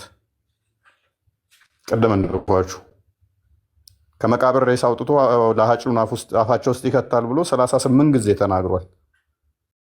እንግዲህ ከ2000 ላይ ትቀንሳላችሁ። ይሄ እውቀት አይፈልግም። ላያችን ላይ ፔሬድ፣ ጨርቃችን ላይ ልብሳችን ፔሬድ ይነካዋል። በምራቃችን ነው የምናጸዳው። ወደ 40 ጊዜ ተናግራለች። ከ2000 ላይ ቀንሱ። ይሄ እውቀትነት የሚጠይቅ ሳይሆን ያሳለፈችውን ላይፍ ነው ያወራችሁ። ይሄ ምሁርነት ሳይሆን ማንኛውም ሰው ምን ነበረ ተብሎ ሲጠየቅ ታውቃለህ፣ በ15 ዓመቴ እንዲያደርግ ነበር እንደዚህ እያልን ማውራት አይከብደንም። ይሄ ምንም እውቀት አይፈልግም፣ ምሁርነትም አይፈልግም፣ ነፃነትም አይፈልግም። ምንም እንትን የሚያስፈልገው ነገር አይደለም። በጊዜው የነበሩ ሰዎች ምንም መሀይም ስለሆኑ አፋቸውን ከፍተው ያዳምጧት ስለነበር ነው። እነኛዎቹ ደግሞ ሚስቶቹ ከርፋፋና አሮጊቶች ስለነበሩ ይሞታሉ። 50 ዓመት ሙሉ የሚቆዩ ስላልነበሩ ሳውዳም አርጅታ ነበር በጊዜው ራሱ። 50 ዓመት የምትቆይ ከሆነ ሙሐመድ ሲሞት እሷ ገና 18 ዓመት ነኝ፣ አፍላ ወጣት ነኝ ገና። ብዙ ማውራት ትችላለች ማለት ነው። አባቷም ኃይለኛ ስለሆነ በዛው መጠን ትንሽ እሷም ኃይለኛ ነገር ነች። ምክንያቱም 12 ስገባ እነኛዎቹ ሽማግሌ አሮጊቶች ነው የሚሆኑ ሚስቶቹ እና እሱ 17 ዓመት ላይ ምናምን ሆና ምርጥ እንትን ነው የምትሆንለት ለሱ። እነኛዎቹ ደግሞ ከረፈፍ ናቸው፣ 50ዎቹ ምናምን ውስጥ ገብተዋል። ሰውየው ከ63 እስከ 65 ባለው ውስጥ ነው የሞተው። 63 ሚል አዲስ አለ፣ 64 ሚል አለ፣ 65 አለ። ኤኒዌይስ ብቻ እሱ የ63 ወይም የ64 ዓመት ሆኖት እሷ የ17 ዓመት ወጣት ስትሆን ምርጥ ወጣት ነች ያኔ። እነኛዎቹ ደግሞ ስንት ነው የሚሆኑት? እንግዲህ ላያቸው ላይ ፔሬዳቸውን የሚያዩ ከዛ ልብሳቸውን ፔሬዳቸውን በምራቃቸው የሚያጥቡ የ50 ዓመት የ55 ዓመት የ40 ዓመት የ60 ዓመት አሮጊት ሴቶች ከዚችኛዋ ጋር እንዴት ነው የምታወዳድሯት? እችኛዋ ንቃተ ህሊናዋ የተሻለ ነው የሚሆነው እና ትታዘባለችም። ያመነች ሴት ለነቢዩ ራሷን ለመስጠት ምናምን ሲባል ሴቶቹ መጥተው እኔን ሲሉ ሂሉንታ የላቸውም፣ አያፍሩም እንደ ሴቶቹ ምንድነው ራሳቸውን ለወንድ እንደዚህ የሚያደርጉት ምናምን ታፍራለች። እና ግን ምንድነው ሚስኮት እንዳይደረግ ያልኩት ብዙ ሀዲስ አስተላልፋለች ምናምን እውቀት አላት እንደዚህ ኮንፊደንስ አላት ምናምን የሚለው ነገር መመታት ስላለበት ነው። ብሶቷን የተናገረችው ምሬቷን የተናገረችው እንጂ የእውቀት ወይንም ደግሞ የኮንፊደንስ ጉዳይ ሳይሆን ብሶትም ነው፣ አንድም በቀል ነው አንድም ይሄ። ምክንያቱም ነቢያችን ለሀጭ ይግታል ሰውን ማለት ይሄ መልካም ነገር ነው። ከመቃብር አውጥቶ ጭኑ ላይ አስቀምጦ ምራቅ አፍ ውስጥ ይከታል ሬሳ ላይ ማለት ይሄ ነቢዩን እያወደሰች ነው እንዴ? ነቢያችን እላዩ ላይ ነው ይረጫል ብሎ መናገር ነቢዩን እያወደሰች ነው እንዴ? ከኔ ሳይገናኝ ወሲብ ያደረገ ብቻውን ይመስለዋል ብላ መናገር እያከበረችው ነው፣ እያዋረደችው እኮ ነው። ያውም ነቢይ ተውና አባታችሁን እንደዛ ብላችሁ ትናገራላችሁ እንዴ? እናንተ አባታችሁን እንደዛ ብታዩ እንኳን አባታችን ብቻውን ወሲብ ያደርጋል ብላችሁ ትናገራላችሁ እንዴ? አባታችሁን በዚህ አይሻ የቤቷን ገመና የአልጋ ውስጥ ገመናዋን አደባባይ ላይ ያሰጣችሁ ምንድን ነው? እሱ በቀል ነው። በሕፃንነቷ ተጫወተባት፣ ተበቀላት በእንዲህ አይነት ሁኔታ ማለት ነው። እና እነዛ መረዳቱ ጽቡቅ ነው። መልካም አዳር። አሚን። መልካም አዳር ያዕቆብ ሌሊት ያርገላችሁ ሎላ